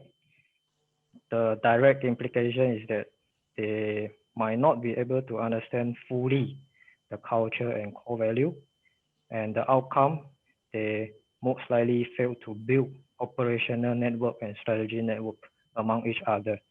So they will have difficulty in building the trust with other departments, and other departments might not be able to trust them easily as well. So in summary, there's a barriers between the GE Digital and all other business units, right? So it's a barrier. So because there's a barrier, so lack of understanding of digital people regarding the values and also the standard operating procedures of other business units, let alone to understand the business units clients, right? Yeah, especially the network building part. Okay. Very good. So far, anything you want to add to the discussion? There is a second issue that we would like to discuss is reliability issues. which is on the paper. Yeah, the reliability of predicts. Again, we believe GE also makes some assumption at this stage. In the past, they are very successful in other industries, so they believe that the past success can also be easily replicated to predict. And probably during that time, around 2010 or 2011, this IoT or cloud technology is still a relatively new concept. It's a new technology. The software engineer might be very ambiguous, very vague, uncertain about this direction and this technology, and they most likely underestimate the complexity and the difficulty in developing predicts. So then we know the result. The predicts cannot meet the internal requirements. Acceptance is low. The employee has low confidence on the predicts. This can link back to the point number one, why this happened, because they don't understand the internal process. They are not sure what the manager wants. They fail to understand the customer demand. Good. So, which means that if the digital people want to understand the customer demands, then they rely on the business units people, right? But there's a barrier between these two, which is the digital and also the operation. So as a result, you can argue that the digital people have very few understanding or lack of understanding regarding clients' demands. As a result, reliability of predicts is very low because the digital people have no idea how to design the predicts to suit the different needs of the clients. Is that right? Yeah, so at this stage, we think maybe they need to optimize first, try and test until the software is perfect before they roll out internally. And next, I will pass to the next speaker to talk on the next problem. Thank you. All right, so who is going to talk next?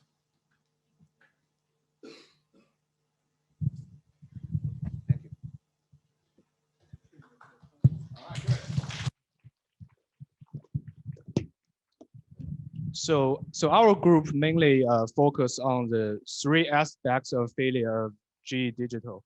So Wei Shen just mentioned about the research and development, and I want to analyze a bit about the internal promotion aspect.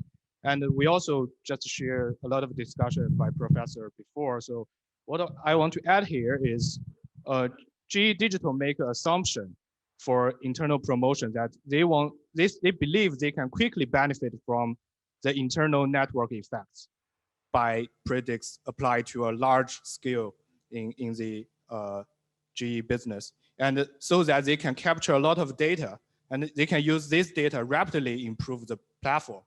So we noticed that they want to quickly benefit and rapidly improve. So what I want to argue a bit here, because Professor just said that for GE Digital, it wants to use a long-term vision, business vision. But I want to argue a bit here because I think, in fact, maybe at the beginning, GE Digital want a long-term, use a long-term scenario, but actually they make trade-off or they have to change to a short-term profit strategy in the end. So this is highly related to the email strategy, because email, what I want to add here is email defines the whole GE company business model as a industry combined with finance business model. So one important feature here is that the most of the business of GE, they try to gain short-term profit. So once they get short-term profits, they can support their long-term research and development. That is an important feature. You can see a lot of evidence also in their overseas business, because they did a lot of aggressive merger and acquisition action, like the merger and acquisition on Arston. So this shows that they always chase for a short-term profit strategy. So GE Digital, I believe actually they also use some short-term profit strategy. The one important feature evidence is they even switch their strategy to use their competitors like Microsoft and Amazon's network service to host predicts in the long term. They switch their strategy.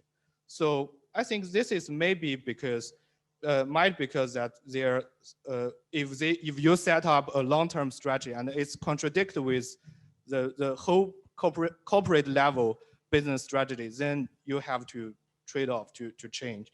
So we find some issues here. The issue and challenge we face, and we discussed before, the first is great business diversity.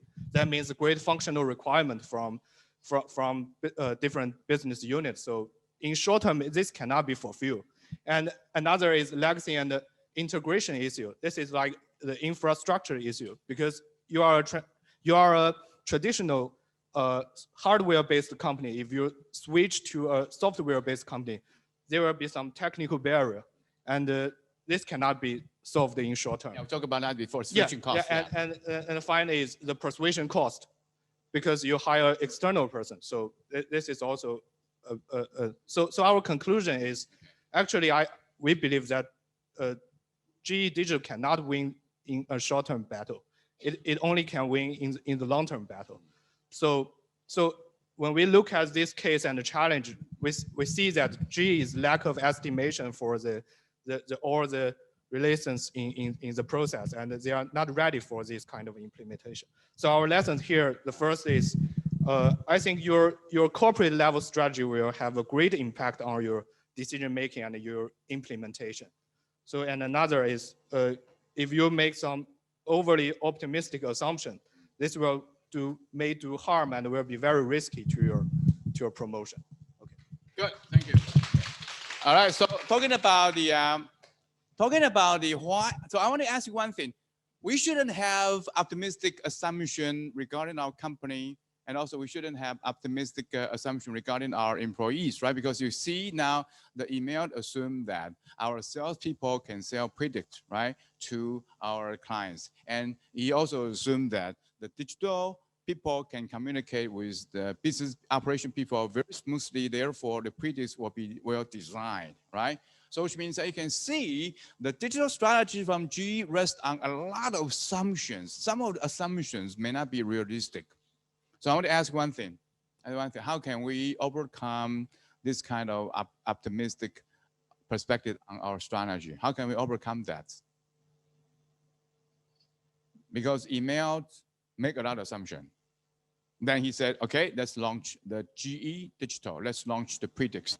Let's ask our salespeople to sell the outcome-based contracts, right? So all of this rests on a lot of assumptions, and those assumptions are rosy expectation of our future. So how can we have a CEO who will make less unrealistic assumption?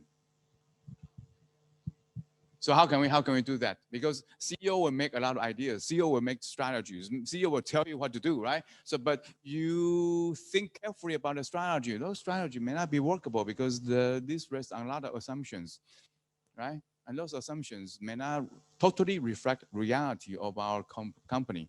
So how can we overcome? How can we reduce the optimistic assumption regarding the strategy? How can we do that? Do that. If you were the board members, right, and you were having a discussion with emails, how should you do? How should you do? I think one of the solution is that we can hire the external experts like MBB consulting, strategy consulting firm. Okay, good. So which means that we can hire outside consulting firms to give us more objective analysis and assessment of our situation, right? So, and also this consulting firm may not get involved in any IoT because this consulting firm may be our potential competitor, because you cannot hire IBM, you cannot hire Accenture, right? You should hire a totally independent consulting firm to give us a realistic assessment, right? Okay, this is one. Second, how can we reduce the overly optimistic assumption in the strategy. If you were board members, what would you do? If you were board members, what would you do? What would you do? Because this predicts will cost us 4 billion, right? 4 billion is a lot of money, tons of money. For sure, we need to get more money back to cover the cost. But before that, we need to have realistic assessment of the feasibility of digital strategy and also the predicts. So what should I do? What should I do? If I'm emailed, if you're emailed, what should you do? What should we do? From other angle, we should align the CEO's interest with the companies, because the CEO got too optimistic, because he has not too much things to lose. If this plan go to lose, the big loser is the company, it's not the CEO. So we need to align the CEO's interest with the company's interest. For sure, I believe G has aligned the CEO's interest with the company's interest. So maybe. So what should we do in this process? What should we do? So maybe when the CEO put out a plan, the company should make a gambling agreement with the CEO. If this plan fails, the CEO will pay a lot for this failure. Their compensation usually tied to the share prices. The compensation, which means that when the share prices start to fall, they started to lose a lot of money. So email knew that. Email knew that.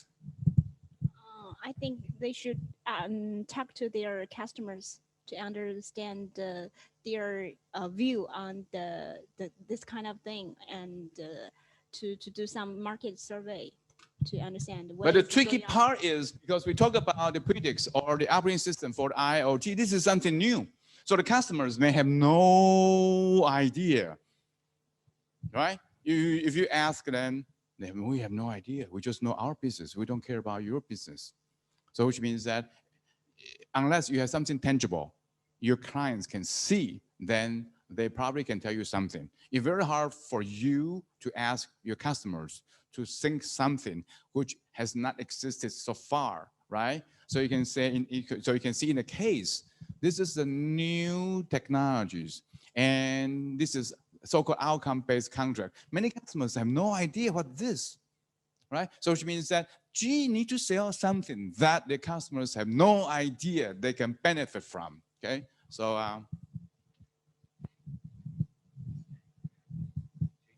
Jason, I think the problem with GE Digital is they need to have a successful example of their platform. No, hold on a second. Let me try to focus my question here, because strategy has two parts: strategy formulation and strategy implementation, right? So you see, now we focus on strategy formulation, because once you kick off the, so you are talking about we need to have some success story, right? Yes. So that's for implementation parts.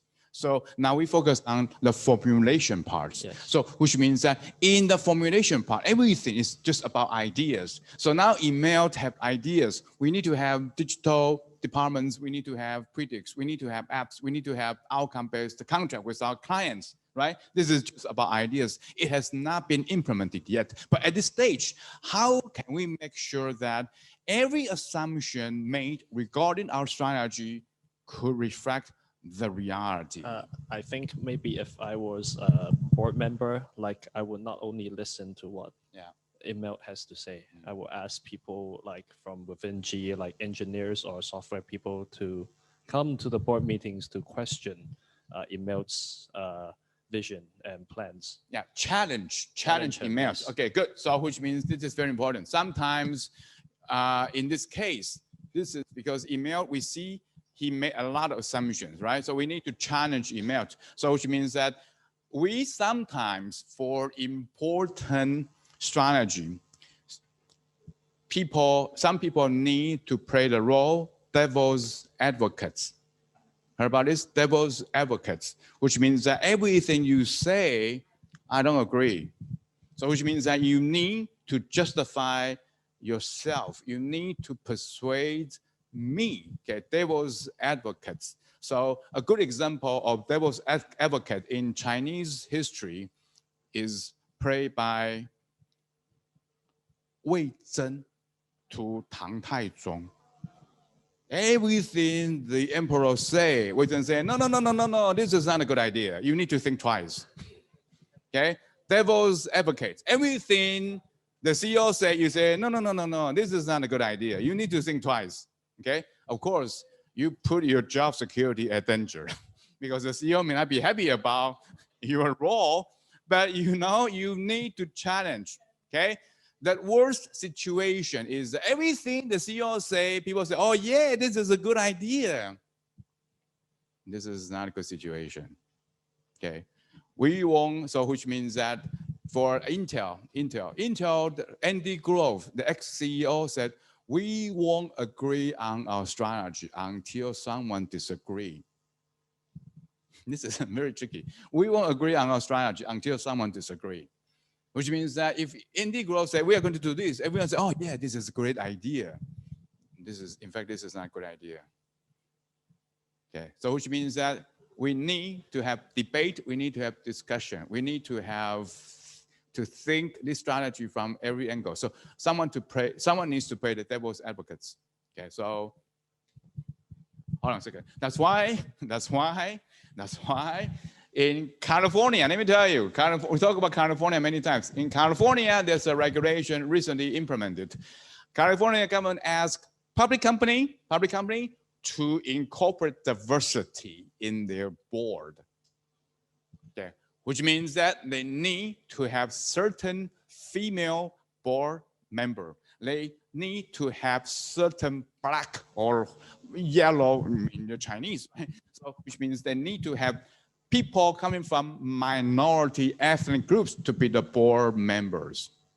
Diversity principle, which means that with different background, you may have different perspective. If you have different perspective, you will have different ideas. Okay, so which means that the least efficient board is that if you look at board members, it's all male, it's all white, it's all old, it's all coming from the same school. Let me tell you that the board is less valuable because everyone's perspective will be very, very similar or even the same. Okay, so which means that you need to think about the diversity of your board members. This is very important. Okay, so which means that if you are going to be entrepreneur, if you're going to be entrepreneur in the future, you need to think about the source of your human resources. Where did they graduate? Where did they come from? Okay, and you want to have, of course, depending on industry, depending on your company, if you want to emphasize creativity, then you really need to have much more diversified source of your human resources. You don't want your employee coming from the same city, the same school, taught by the same professor. Not very good, not very good phenomenon. Okay, all right. So which means that if you have the similar background board members, people will very likely get into the group thinking. Group thinking, which means that if email say we should go this way, even there's one board member thought this is not a good idea, but he thought maybe it's not a good idea to voice my opinions because I might be marginalized, right? So sometimes we need to avoid group thinking in strategic discussion. We should have open-minded. Let everyone talk. Let everyone talk. Even some ideas you may not like it, but they could be very important to your company's future. So you can see, although the case did not tell us the information and the background of the board members, but we can agree that no one can persuade, no one can check emails. Why no one can check emails? Because he graduated from, do you know where he graduated from? Do you know where email graduated from? Email got MBA degree. He got MBA degree from, no, email got degree from HBS, Harvard Business School. All right, and he's a veteran. He's worked at GE for 18 years before he became the CEO. And he was appointed by Jack Welch. Do you dare to challenge Jack Welch? For sure, Jack Welch has gone, right? But now we have emails. Difficult to challenge emails. Got MBA from Harvard Business School. He was appointed by Jack Welch, and he also got a very excellent performance. So we can only trust this guy instead of challenging this guy, right? If you say, I'm from Warden, the John Flannery, in fact, from Warden, the next CEO, but he was fired after 40 months. Okay, so you see, yes. And Cope, now the CEO is Cope, right? From Danaher, now becomes the CEO of the GE. Again, he also from Harvard Business School. All right, so we will wait and see. But anyway, my point is, it could be very hard and difficult to challenge email because you did not have good background, probably you did not have good experience like email. So everything you say, okay, that's good, that's good. All right, so this could be one of the problem. Anyway, so this is about we need to move on. So this is the team. You have more, okay? Okay, continue.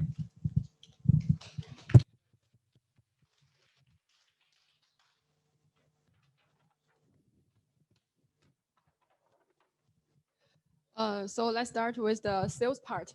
Firstly, the GE gave two assumptions. The first one is they can dominate the design in this industry, just like Microsoft did. And the second one is, as their past experience, the R&D make a very, the R&D support the other business line to reach the top of this industry. So they think this time they can also use this way. So this is external example and internal example. And those two examples give the GE the confidence to do such things. And second, there are two deep reasons for those assumptions. First one is a Welch about the top two principle. And then this principle makes a culture that GE always want to get a leading role in this industry. They want to be the leaders, but not be the cooperators. And second, their core driving force is innovation-oriented culture. They want to standardize the industry and to be the industry benchmark. And then there are several issues. They faced. The first one is the competitors. They have many strong competitors like Microsoft, SAP, IBM, etc.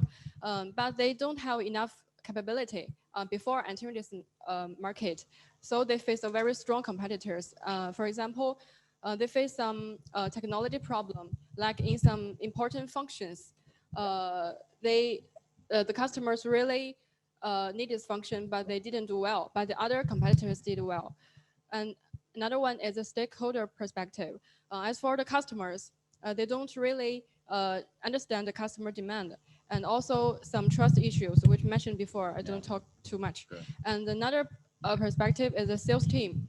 They restructured and retrained those sales team, and maybe they abandoned some important advantages like the hardware selling ability. So it lead to a really high cost and lead to a low efficiency. So we have some lesson learning about. Sorry, we learned something from those issues. First one, maybe we can sometimes learn from Tesla. We hide ourselves at first when we entering the market, or we will face a very strong competitors. It will be not very good. And the second one is when we offer some service, customer drive strategy is a must, but GE sometimes is profit driven. It's correct, but sometimes they always want to sell something to the customers, but they ignore the real demand of the customer. And the last one is we must do risk control well. We must know ourselves very well and know our capabilities and energies and our resources before we enter a new market, or we will face many challenges. That challenges will become traps. That's all. Thank you. Good. Thank you. Good. All right. So I want to highlight one thing because this team. One thing is that this team very good that you try to compare GE's case to the Tesla. I always encourage you. I even urge you to compare the case we are analyzing now to the previous case we have analyzed before. But when you try to compare Tesla to GE, there's one thing different because Tesla started something. They try to target the very small niche market, right? Wealthy people because they demand get attention from the major competitors. But don't forget about the context, because at that time, Tesla was a small, tiny startups, right? And also here, G is the leader. As you mentioned, that this is a leader. This is the industry leader. They want to build up the industry standard. So which means that there's no way that they can hide themselves. They are already an established company. People always pay attention. News report always focus on the large established company. Everything they do, you will see on the news. So there's no way they can hide themselves. Okay, and also they are the leaders. Leaders don't want to hide themselves. All right, so your suggestion is contrary to their industry status. They are number one, they are number two, they are industry leaders. No way to hide themselves. They have more motivation to hide themselves. In fact, they want to promote everything so that the predicts could become the industry standard. Okay. All right, so this is about the team group 4, right? So we have 2 groups left. Okay, we need to make quick. TA, help me to draw the number. Yeah, make sure this is a fair process. So you will not experience what Trump experienced in America. Team 3. Team 3. Okay, good. Welcome, Team 3.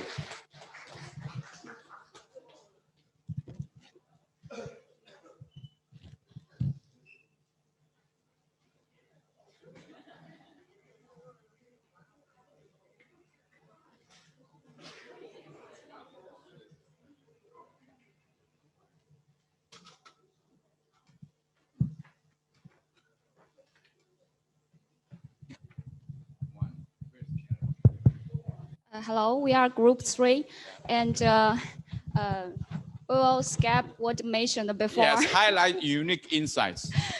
Yeah. First, we will talk about the position, and GE has want to transform from hardware to a software company and top 10 software company, and use his own resources and to use IIoT technology to reach his transformation. But is there anything wrong? So the first thing I'd like to talk about is position. The first resources he captured is enough to support his transformation. According to the software company, he wants to generate data and to analyze the data and to provide solutions. So his resources here is installed basis of equipment. But compared to his competitors, we can see that IBM, Google and Amazon, they have a lot of resources like the strong software R&D capability, a mutual business model, and high-tech gene and a lot of subsystem to support their software. So to this or the GE leaks off. So this is not enough for GE to support its transformation. That the resources. Okay, the second one is they are not clear about the position. This I want to talk about the they don't know how they don't have a clear clue about how to achieve their goal. There's an example that they have a shift in the strategy. They want to build the industry internet ecosystem, and they want to build at first by themselves internally, but later they found that the lack of the technology, so they cooperate with Amazon and Microsoft, and this shows they are not clear, and this give their competitors enough time to catch up with it. So their competitors almost launch the similar products at the same time, normally like 2015, 2017. So this is give their competitors enough time to catch up with. The third one is about the business. Actually, as a software and hardware and solution company, their business is highly customized. That means they extend their platform to the all business unit. So their customers are from different industry. So they needed to consider the problem of compatibility. They need to customize their solutions according to their customers' install the software and process operation procedures, and all of this they needed to customize, the high level customize. So this also bring the high cost and the risks. So this is the first thing we needed to talk about the position. And last is welcome my teammates to talk about another two aspects. Thank you.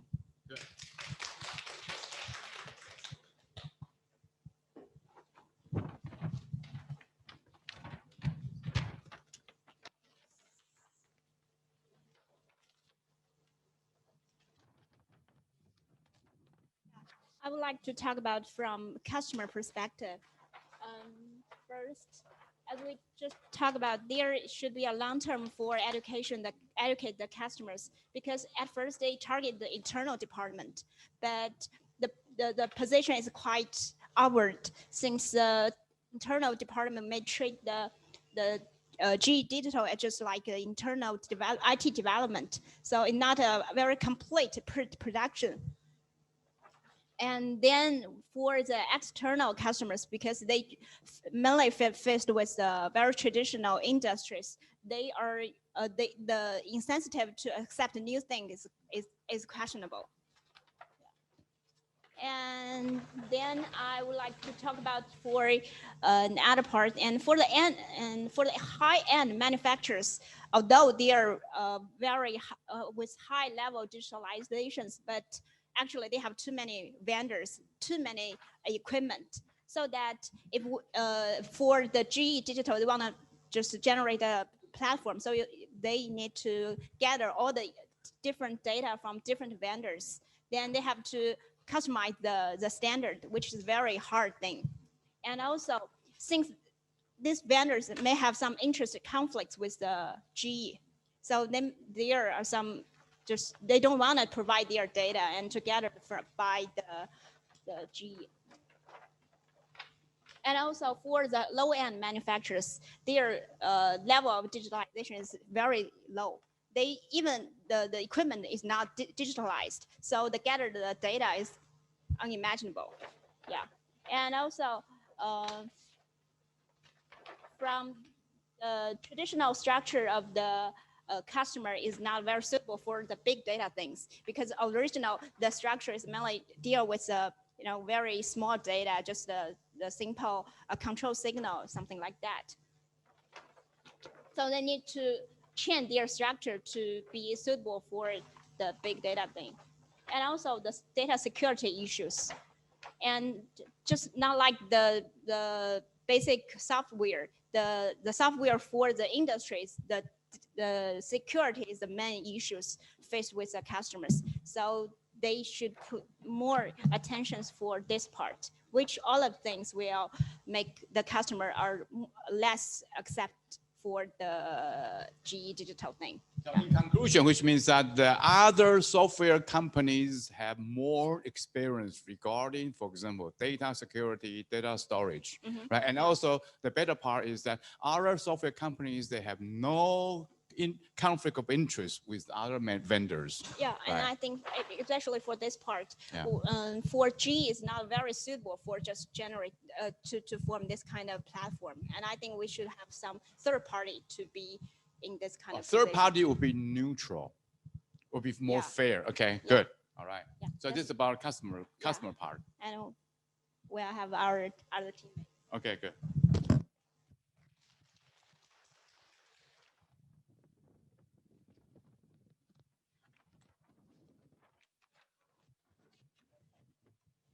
Yes, and my third part will emphasize the operational levels because we have said that GE have over optimistic assumptions of their competitive advantages. And actually we find that the IPO system is quite different because we can find that what the GE have is the materials and the selling box sales, and what they need for the digital is actually the data and information, and they need to have the IoT and the algorithm to make them to achieve the goal.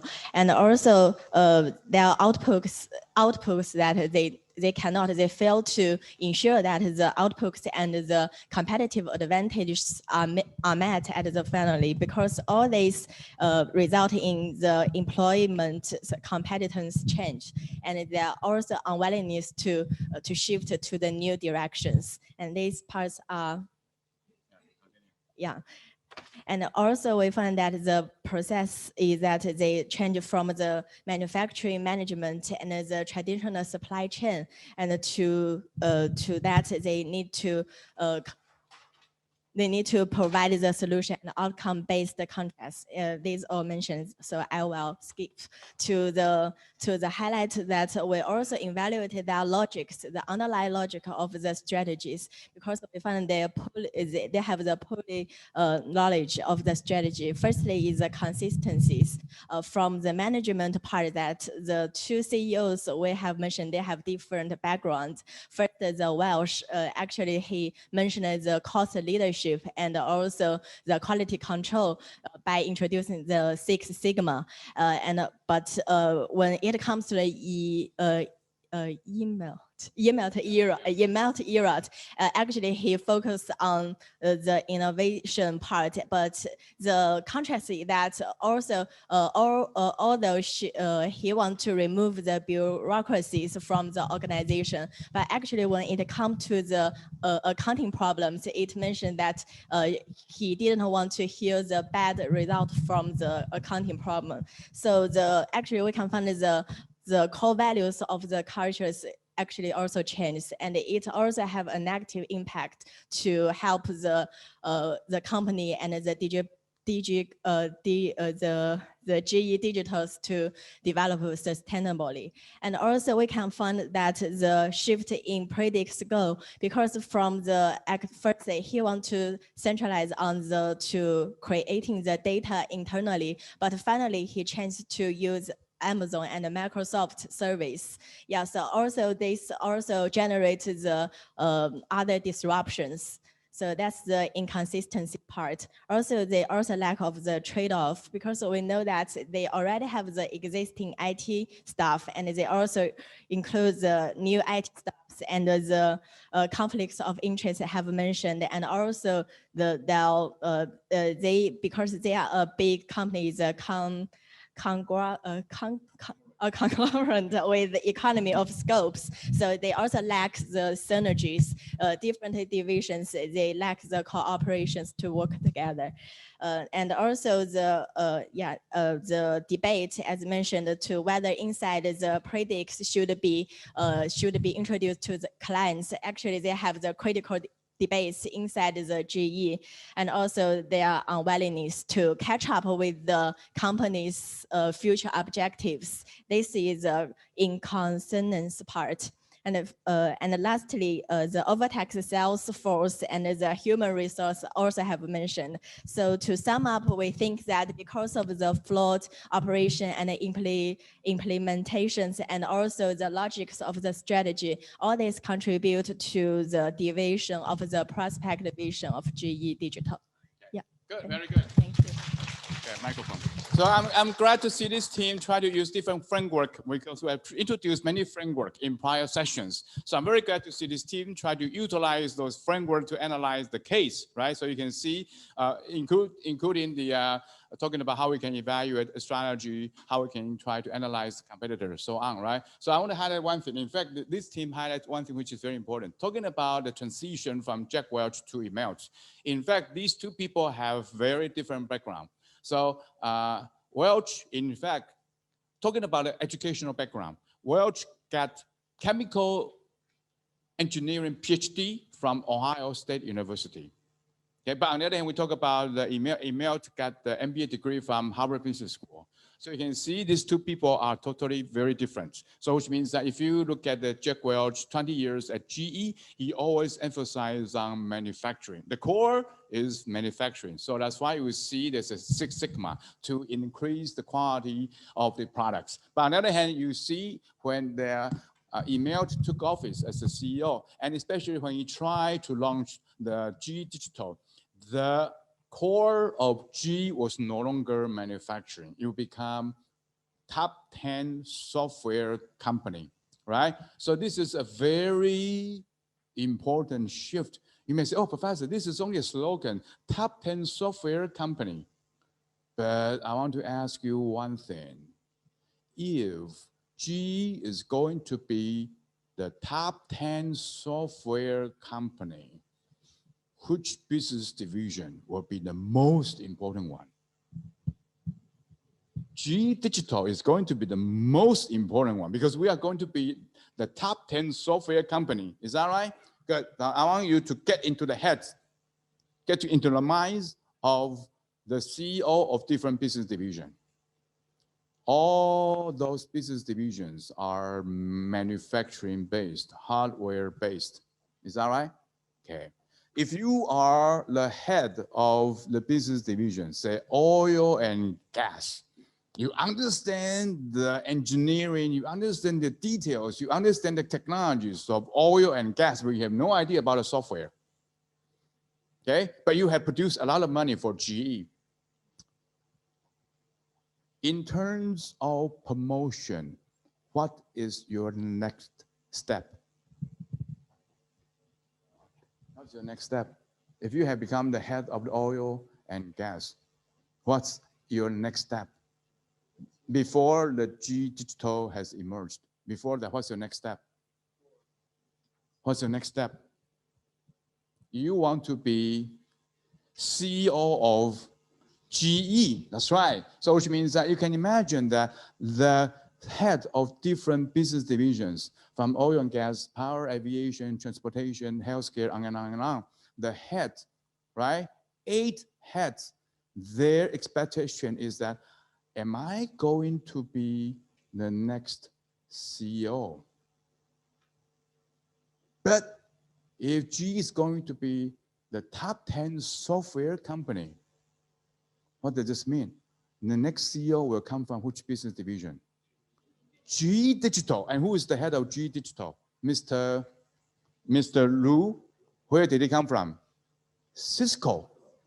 This guy has worked at Cisco for years, and he just came to GE at 2011. And this guy probably will be the next CEO. Do you like this to happen? Then what would you do?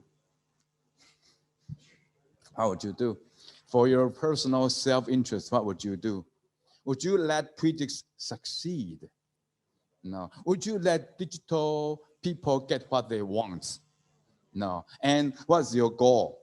To see them fail. Because only they go down, then you can go up. As simple as that. This is very tricky, right? Email said we're going to be the top 10 software company. Then let me tell you that this announcement indirectly send the GE Digital to hell. Seriously, because all other business divisions, hey, if we are going to be the top 10 software company, then we are not important, right? And also before GE Digital, right? So GE Digital tried to correct IT people from these business divisions, right? So if you were engineers working at oil and gas, transportation, on and on and on, right? Different business divisions. Do you think IT departments is important? No, they are second-class citizens within GE Group. Is that right? Let me tell you one thing. Who is most important people at Fudan School Management? Professor. The IT guy is okay, but they are not very important. But certainly now Fudan School Management is going to be the best IT school. Oh, so IT guy will become most valuable people, right? Do you think we can accept that? We can accept that. IT guy help me to install the Windows, fix the problems about the computers. Now you are going to tell me that they have become the most important departments within GE? No way. So you see that Welch also go against the hierarchy within the GE, the social status. Nobody think IT people are important. No one. They are doing infrastructure work. But now you are going to tell me that they are going to be, one of them is going to be our next CEO? We can accept that, right? So you can see this GE Digital go against many existing arrangements inside GE. One, in terms of centralization, decentralization. Second, again, and also against the hierarchy of social status, because no one thinks IT guys are important. But now you tell me that GE is going to be the top 10 software company. So which means the IT guys will be the most important people to GE. We simply can accept that, okay? So you see the email made a lot of mistakes, All right. Okay, so we need to quickly have the last team. Which team is the last team? Okay, go ahead. Welcome the last team.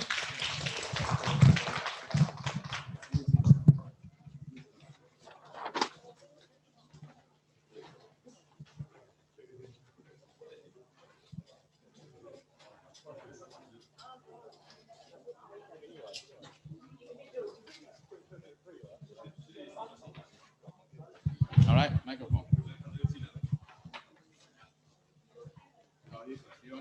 You want to stand here? Okay, good. Okay. All right, so now let's welcome the last team again for the presentation. Group 1. You can start now. Okay, thank you. I will start with the external analysis from the consumer's perspective, because previous groups already talked a lot about demand. So we will focus more on customer awareness and the real adoption of their digitalization. The GE Digital wants to implement it to be the industry standard is because Microsoft gained success. However, his assumption is not so realistic because there is big difference between GE Digital and Microsoft.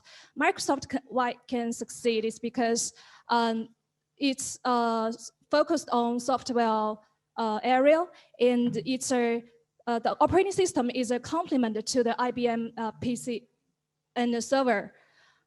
While GE Digital is more like an added value to their hardware industry. So for Microsoft, their customers are more easily to adopt the operating system, while for GE Digital, according to the poll conducted by GE Digital, only 13% of its consumers is really using their advantage of the data through their digitalization platform. So we think that we should focus on increasing the awareness among its customers.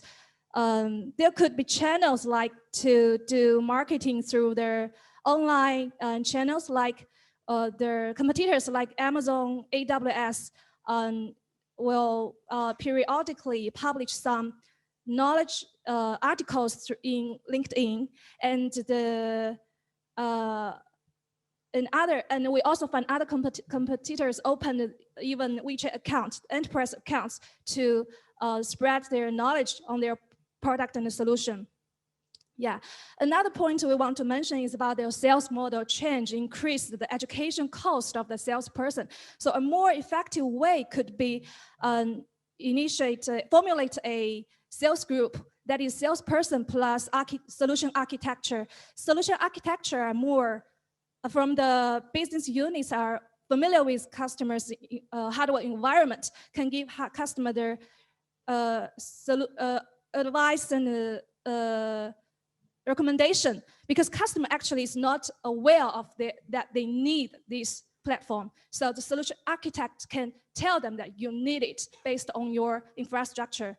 And the salesperson can maintain the relationship with the customer side, so they can work together to maximize the sales leads. Okay, that's my part. Thank you. So for the internal part, we think that you are an IVIP, so you have 2 service people. So first, the problem emerged from GE Digital is first the communication and financial that don't mention by our classmate is that we think they're waste too much on the acquisition, and actually the contract based is waste long time to get the money, and actually we see their financial statement, we can see that the current cash flow is unhealthy. So maybe their employees may not satisfy with this kind of condition, and we do a lot of search on the internet that actually their employees are very angry about this company, and they only got 3 stars. That is below the big companies. So as for the product, the sales department also face many problems. So they have to retrain their salesmen, and that's also facing many problems in that issue. So for the predict promotion, and as mentioned by our classmate, I think actually there is another thing that the predict is actually not fit with the company's goals. So other department, they may use not very well on this kind of product. And as for the personal aspect of email, and he actually want to, that's also mentioned in our class, he want to win every battle in this company. So actually he used the money from GE Digital to do some acquisition for the gas and oils, and that's not a good way for the development of this company. And also he used a very aggressive management model and put very severe performance management and also some censorship in this company. So that's for the internal part. You can't finish. Yes. Okay, good. Thank you. Okay, I think my team members and also some the members from other teams have covered almost every aspect of this. So what I want to tell is about another perspective of this business. So we can see the GE, they used to do hardwares. It's a 3-dimensional world. It's a reality world we live in. But for the software, for the information technology, I think it might bring us to the 4th dimension. 4th dimension, okay. For this dimension, it can get data from the existing hardwares, the 3-dimensional world. It can also control the 3-dimensional world. So it's we used to talk about like 降维打击, but this is a kind of 升维竞争, upgraded dimension competition. So GE is a traditional monster for 3-dimensional world. Yeah. But if he want to compete with the 4th dimension, he must get some resources and capabilities. Good. Compared to Amazon, Microsoft, they start from the 4th dimension. So they can get used to the 3-dimensional world. But for the 4th, this Microsoft, Amazon, Google, they start from the 4th. So they understand the world. But for GE Digital, they are new to the new dimension. They need to learn. If they cannot get enough resources or they don't have the capability from all these different, they should outsource. Oh, they should outsource. Outsource is very important. Okay. This can fulfill their core competence. So without the core competence, they cannot live in the 4th dimension. That's what I want to raise from another perspective. Okay. Thank you. Good. Thank you. So I will make an imagination of their solution for this issue is that they may cause the model of Xiaomi. They can develop the smart devices model because they're basically a manufacturer, right? So they can use their predicts like Bloomberg. They provide their management system in their internal machines to their customers. So that may be the hinge point for them to open this market. So that's our solution for this problem. I don't get it very clearly. Can you highlight the main points? What's your solution? So because we already analyzed in the class before that high switching cost not only exists in the internal or inside this company, but also for their customers. That's right. Switching cost very high. Yeah. So they can just create some kind of internals, like Bloomberg. They have their internals, but they also build a system inside this kind of machine. Provide to their customer, they can use this machine, but instead of change their already have the information system. But how about it's a new terminal for their customer. It's a new terminal for their customer. Yes, but instead of change the information system they already have.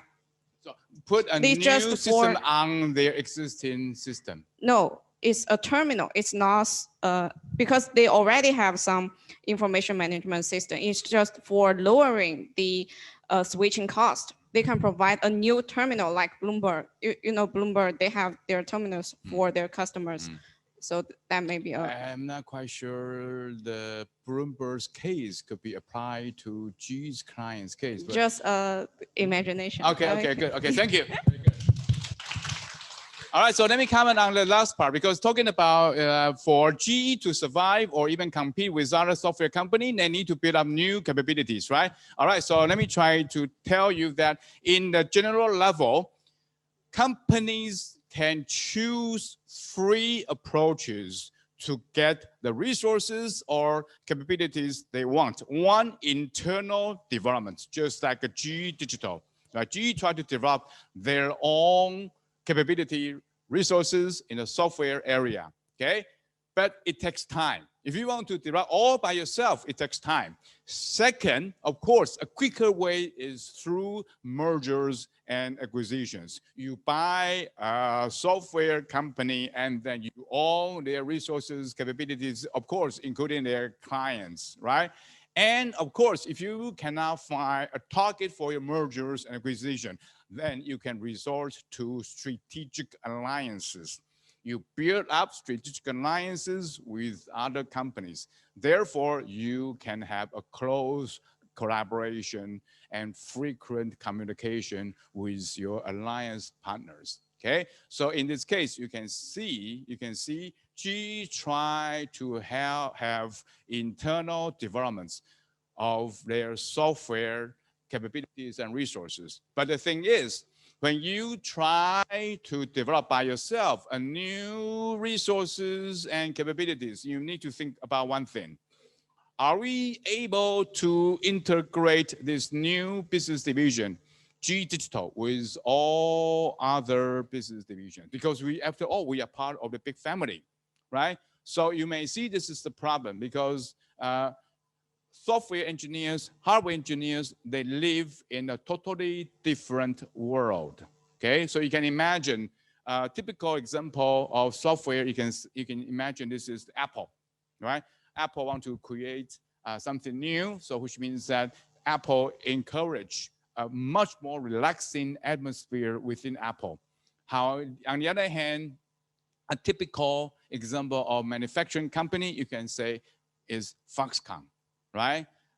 Highly emphasizing discipline, rules, okay, regulations, because they want to increase the efficiency, they want to increase the quality. It's not about creativity, right? So you can see the culture, the values, the mindset are totally very different. Very, very different. So it's very difficult to integrate. It's very difficult to, so which means that if you want to develop new capability and resources within a new business division, you got to think about, are we able to integrate this business division? And in this case, you may find that it is very difficult, because software, hardware are totally 2 different worlds. Values, mindset, attitudes, work styles are very different, and even the compensation are very different, right? So which means that there's integration difficulties. If there's integration difficulties, then it's very hard to have synergy, because synergy means that we can combine hardware and software, then provide something more to our customers. If you can integrate them, it will be very difficult for you to have synergy. The same principle could be applied to mergers and acquisitions. Okay, if you want to buy a company and this company have a very totally different culture than yours, then you'll find it's very difficult to integrate. So let me give you one example. HMP, Hewlett Packard. Hewlett Packard, a couple of years ago, they acquired a software company called Autonomy in UK. Autonomy. This is a software company. So HP thought that we can use the software produced by the Autonomy on their printers or on their hardwares. Okay.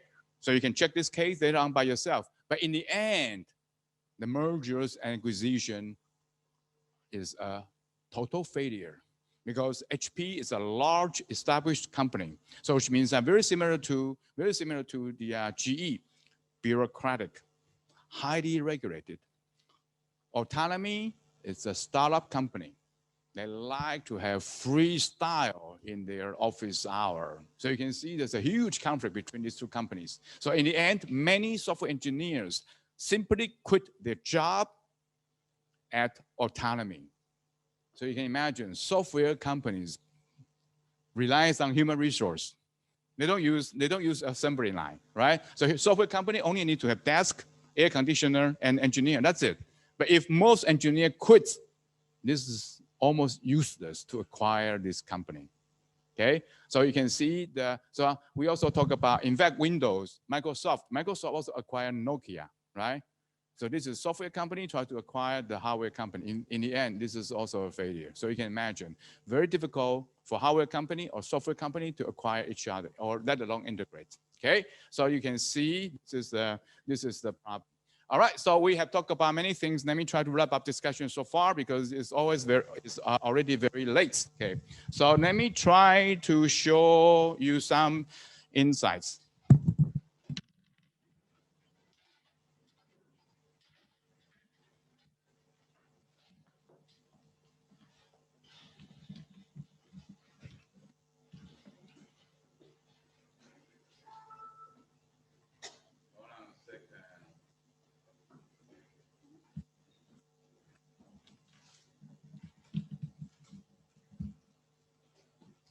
So let me show you a summary of this case. Okay, so you can see on the left-hand side. Hold on a second. Where's mine?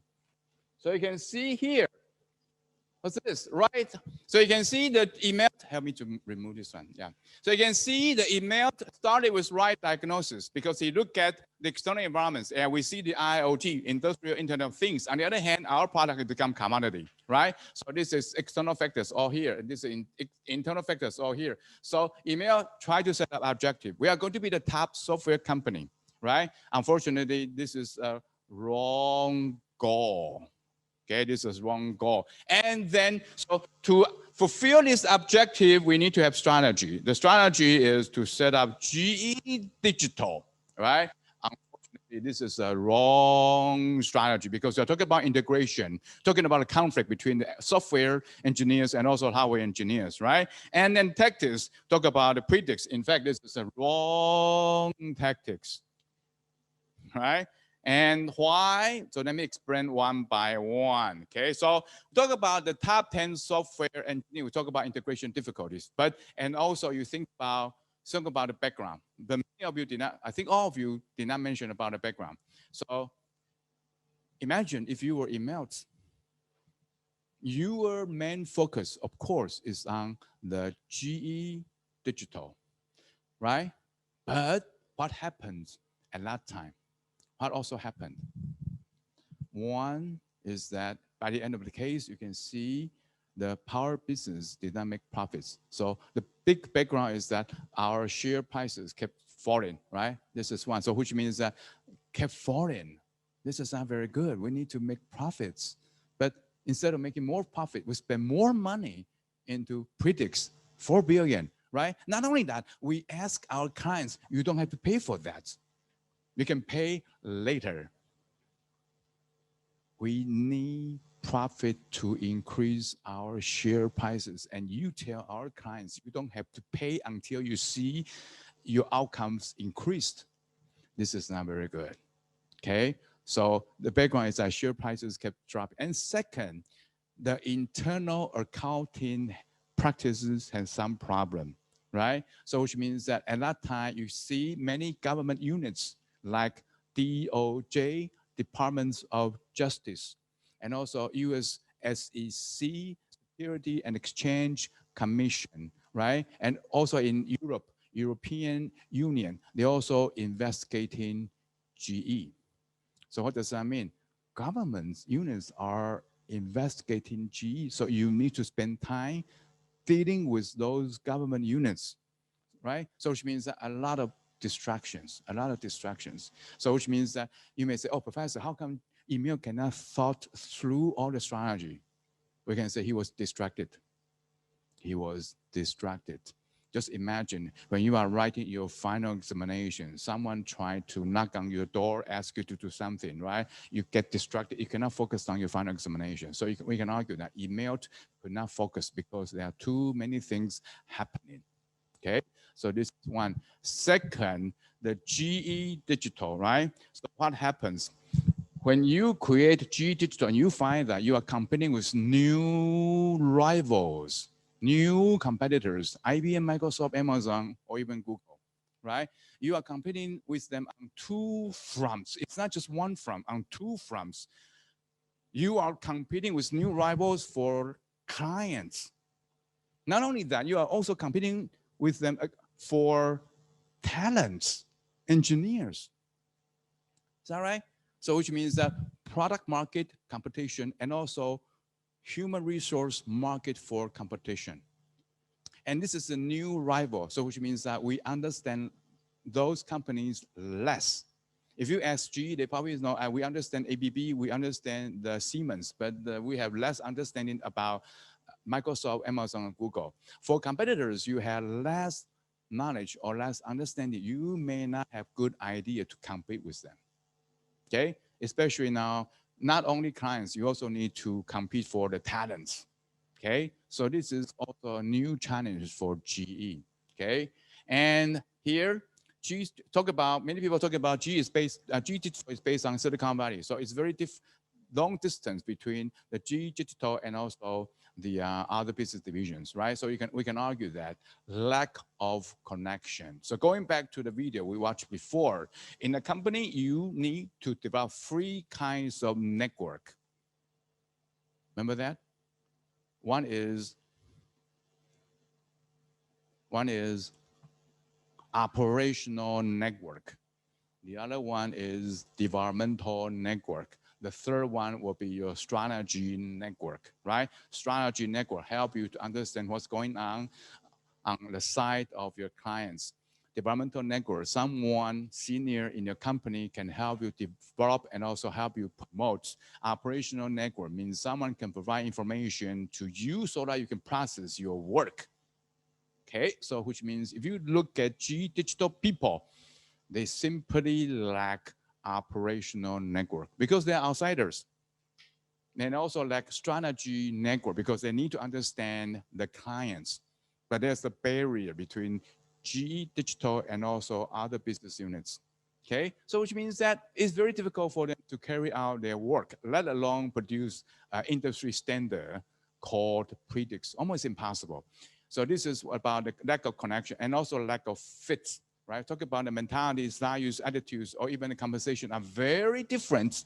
So you can think this is totally 2 different species of animals, okay? So which means that difficult, right? So you can see the GE Digital, one challenge is they got to fight against new rivals. On the other hand, lack of connection and also they need to get some help from other business divisions. Okay, so this, and then the last one is the predicts. So what's the problem here? Lack of client support. Because first, clients have no idea what value can deliver to us through the predicts. Because this is something new, right? So you simply cannot ask your clients to imagine the value you are going to deliver. This is one. Second, talking about the bargaining power. Because imagine you, GE, as suppliers to your clients, right? So your clients have purchased a lot of equipment from you. Then now you also provide the predicts. Now you also say you want to provide outcome-based contract, which means that your salespeople need to understand everything within my factory. So which means that your salespeople will not only get information about these equipment, they also get information about Siemens equipment and all others equipment. Is that right? Okay. So what does this mean? On top of that, your salespeople, once they sell predicts to me, then I found that I rely on GE more than before, which means that GE will have higher bargaining power, right? And then salespeople probably will tell me that, oh, according to our calculation, you should change the Siemens machine and then use our GE machine because our machine fit better, right? And you have no idea how you use your predicts. You say, okay, no problem, then change to the GE's the machine. Gradually, client will find that everything comes from GE. Everything, machines, software, and also the predicts, right? So which means that clients in the end will have a very high reliance and dependence on GE. So this is not very good for clients because clients will have lower bargaining power, right? Over reliance on GE. Usually companies want to have several suppliers and they would like to see how different suppliers fight against each other because in the end you can get lower prices. Is that right? So which means that if GE sells you everything, hardware, software, and in the end, every year, GE says we need to increase the prices. Can you do anything about GE? No. Probably you can change one part of hardware, but once the predicts come in, everything linked to the predicts, it will be very difficult to replace the predicts. Almost impossible because the switching cost is way too high. You cannot let your assembly line to stop one day. Can you afford to stop your assembly line for one day? No, the opportunity cost is too high. So in the end, so you can argue that clients, the first reaction, I don't care about the value delivered by your predicts. I only care about my bargaining power. I don't care about my bargaining power. I don't just want to rely on one supplier, which is GE. Not very good. Okay, so you can imagine that clients are not going to support the predicts. They will prefer to have third-party software companies providing the operating system, IBM, SAP, Oracle, because they're neutral. They'll be very neutral to GE's machines, to Siemens machines, and to other companies' machines, right? If I use the G predicts and your salespeople will say something positive to G machines and you say something negative to Siemens machines, biased. I don't want to hear that, right? So which means that you don't even have to tell clients value about predicts. The natural response from clients that we don't want to rely on only one supplier, okay? So you can, and also lack of business unit supports. Several reasons. One, so you can see, talking about top 10 software company. If you are the head of business divisions, you are not happy about that. So we are not going to support the G Digital, right? And also for our business divisions, we already have our own systems, which means that if you ask us to replace our existing system with predicts, which means that we also have opportunity cost, which means that switching cost is also very high. So economic cost and also the political interest combined together, we don't want to use predicts, right? But this is a problem because if you are coming from G Digital, you cannot persuade your internal clients, which is business units, to use the predicts. Then it will be very difficult to persuade external clients because you G did not use your predicts. Why should we use it, right? So which means that if G Digital cannot persuade business units, internal clients to use predicts, then it was very difficult to persuade external clients. Okay, and also lack support of the lack of salespeople's capability. Capabilities has two: external capability and also internal capability. That's why I put the salespeople in the middle, because here is the because on this line you can see this is external. On this line, this is all internal, right? So salespeople need to develop external capabilities. One, regarding understanding the whole industry, the whole business of the clients. Difficult. Because previously, all they need to understand is the functions and the performance of the machines. That's it, right? You explain everything about your MRI, you explain everything about your machine, and you sell to the clients. How clients use that, you don't care. So the factory or all the operation system is a black box to salespeople. I don't care. Why should I care? I only sell you computers. I don't care how you use the computers. But now if you want the salespeople to sell the outcome-based contract, which means that salespeople need to understand the whole operation, then the salespeople can provide advice to clients how to optimize the operation, right? And also you need to measure the outcome. You need to measure the outcome, which means that, let me tell you one thing. If you are clients and you found your revenue increase after using the predicts, you don't want to tell them. Or probably you tell GE, oh, it's not because your predicts. It is because our industry is growing. External factors, right? Or even because our people work harder, therefore we have this kind of performance, right? So which means that high performing clients or in high growing industries are less predicts. So who are more inclined to use predicts? Low performing company. No one company, because we have no hope. So just use predicts because we don't have to pay. We don't have to pay now because we have no money. Is that right? We have no money. We don't have to pay you now. So you tell me we increase our revenue, we pay you. Fine. So which means in the end, you may find that if they have clients for their predicts, it's low performing in low growing industry. Bad clients. Look, this is not very good. On the other hand, salespeople also need to design the contract. And this is very difficult, which means that previously, if they just sales machine, the contract is highly standardized, right? But now if you want to charge clients based upon the outcome, then you need to understand how they operate. You need to understand their performance parameters. Oh, this is very difficult. Imagine oil and gas. You need to understand oil and gas industry. Difficult. Transportation. You need to understand the transportation system, and you need to identify performance parameters. And your clients need to agree on that. And then you need to draft the contracts. So what does this mean? When you have agreement with your clients about the performance parameters, you need to draft the contract, right? So you need to work with other departments within GE. Sales, customer relationship departments or legal departments, and on and on and on. So which means that the salespeople not only to go into the client's factories. On the other hand, they also need to go inside to different departments within GE to get their ideas on the contract. Difficult. Totally very difficult. Okay, so you can see this is the from top to down, many barriers in the GE Digital. All right, so let me try to highlight. So what can we learn from this case?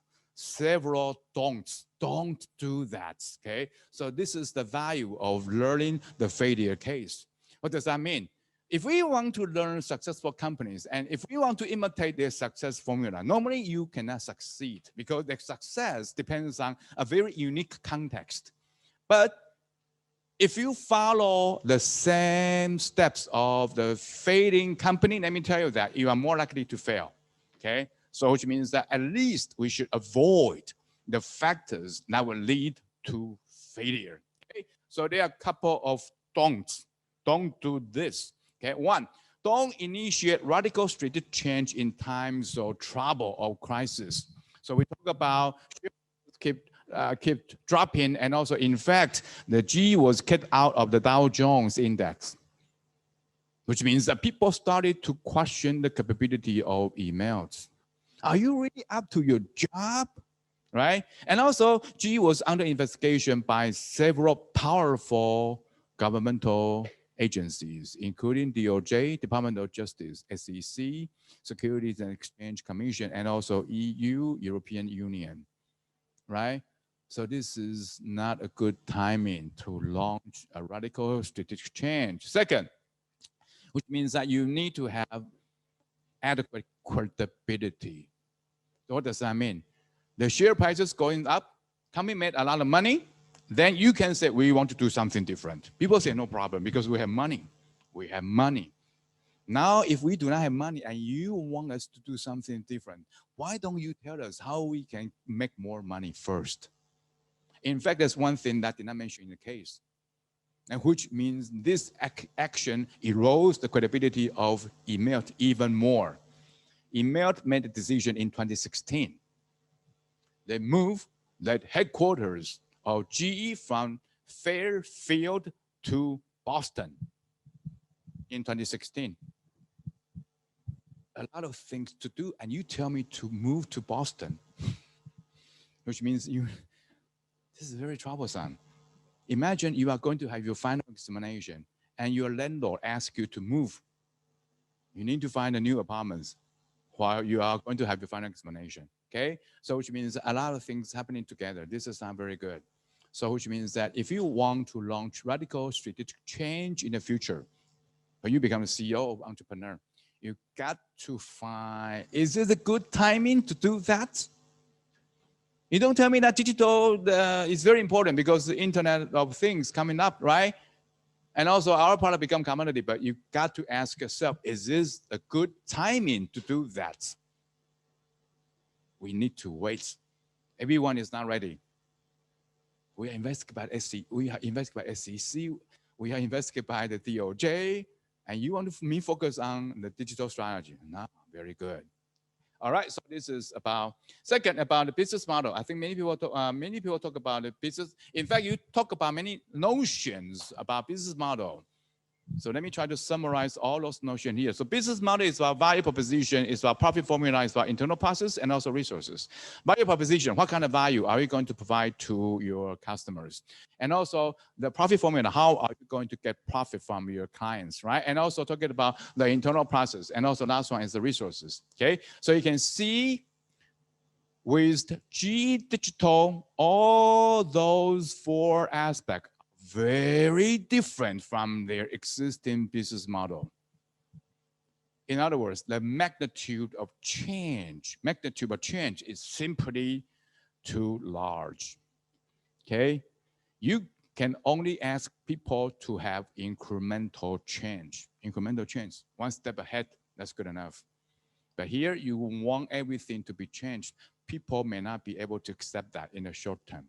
Especially this is a 130 years old company, large established company. Everything is established many, many years ago. This is not a new startup, just like a white paper.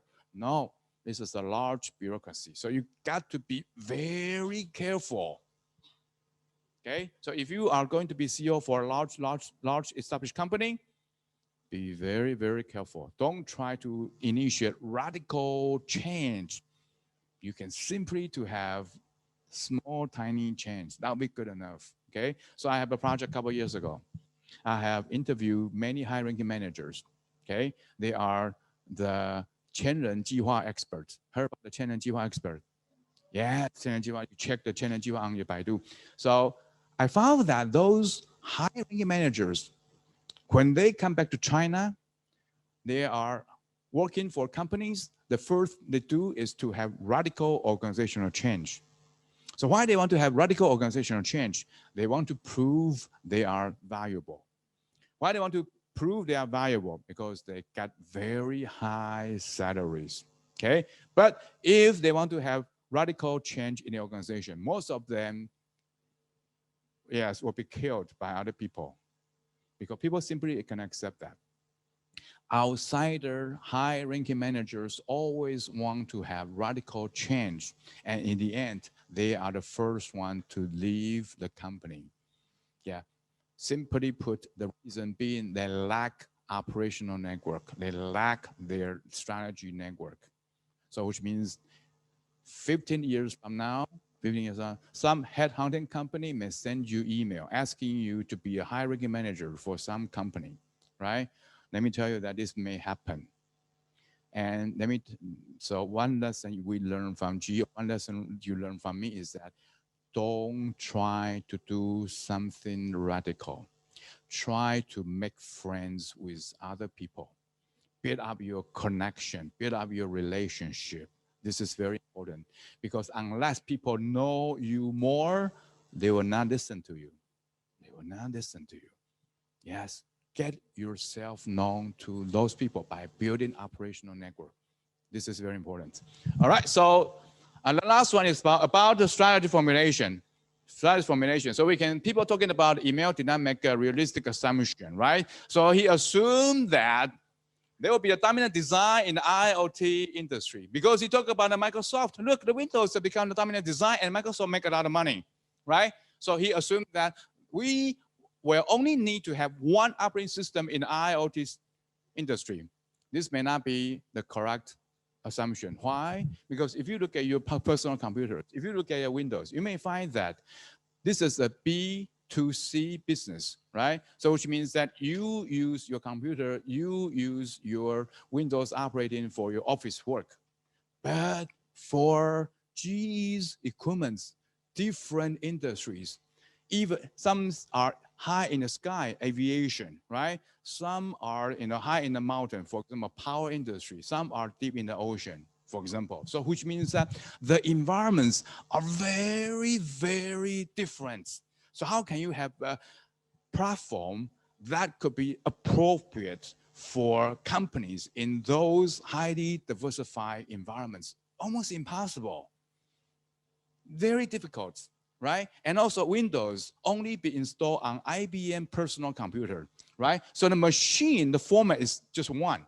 But imagine the factory machines that various, different.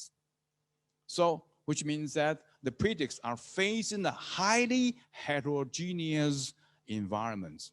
Very, very different, highly diversified. On the other hand, Windows facing rather similar environments, right? So which means that we can argue that email made a wrong assumption. So you may argue why email made a wrong assumption? Because email coming from hardware business company.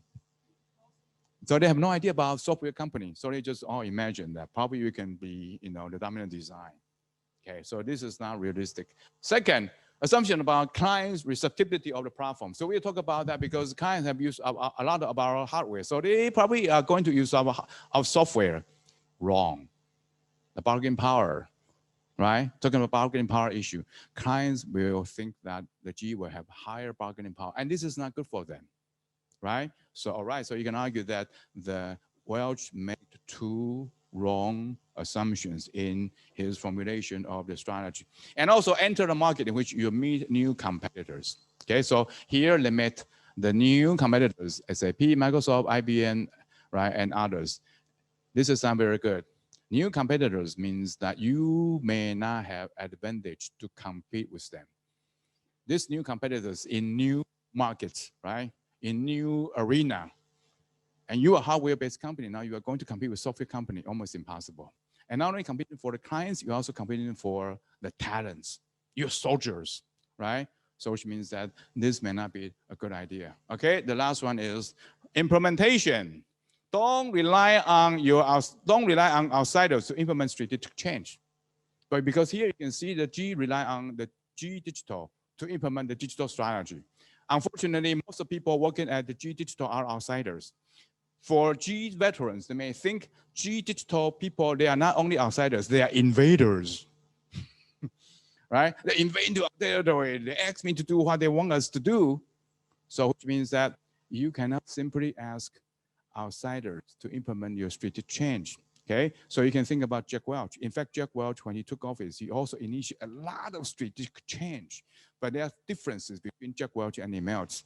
First, Jack Welch focused on manufacturing. Second, Jack Welch rely on insiders. And those insiders, in fact, are the managers developed by Jack Welch. So they have high loyalty to Jack Welch.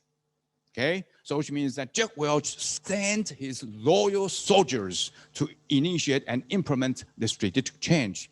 Do you think the digital people will have high loyalty to emails?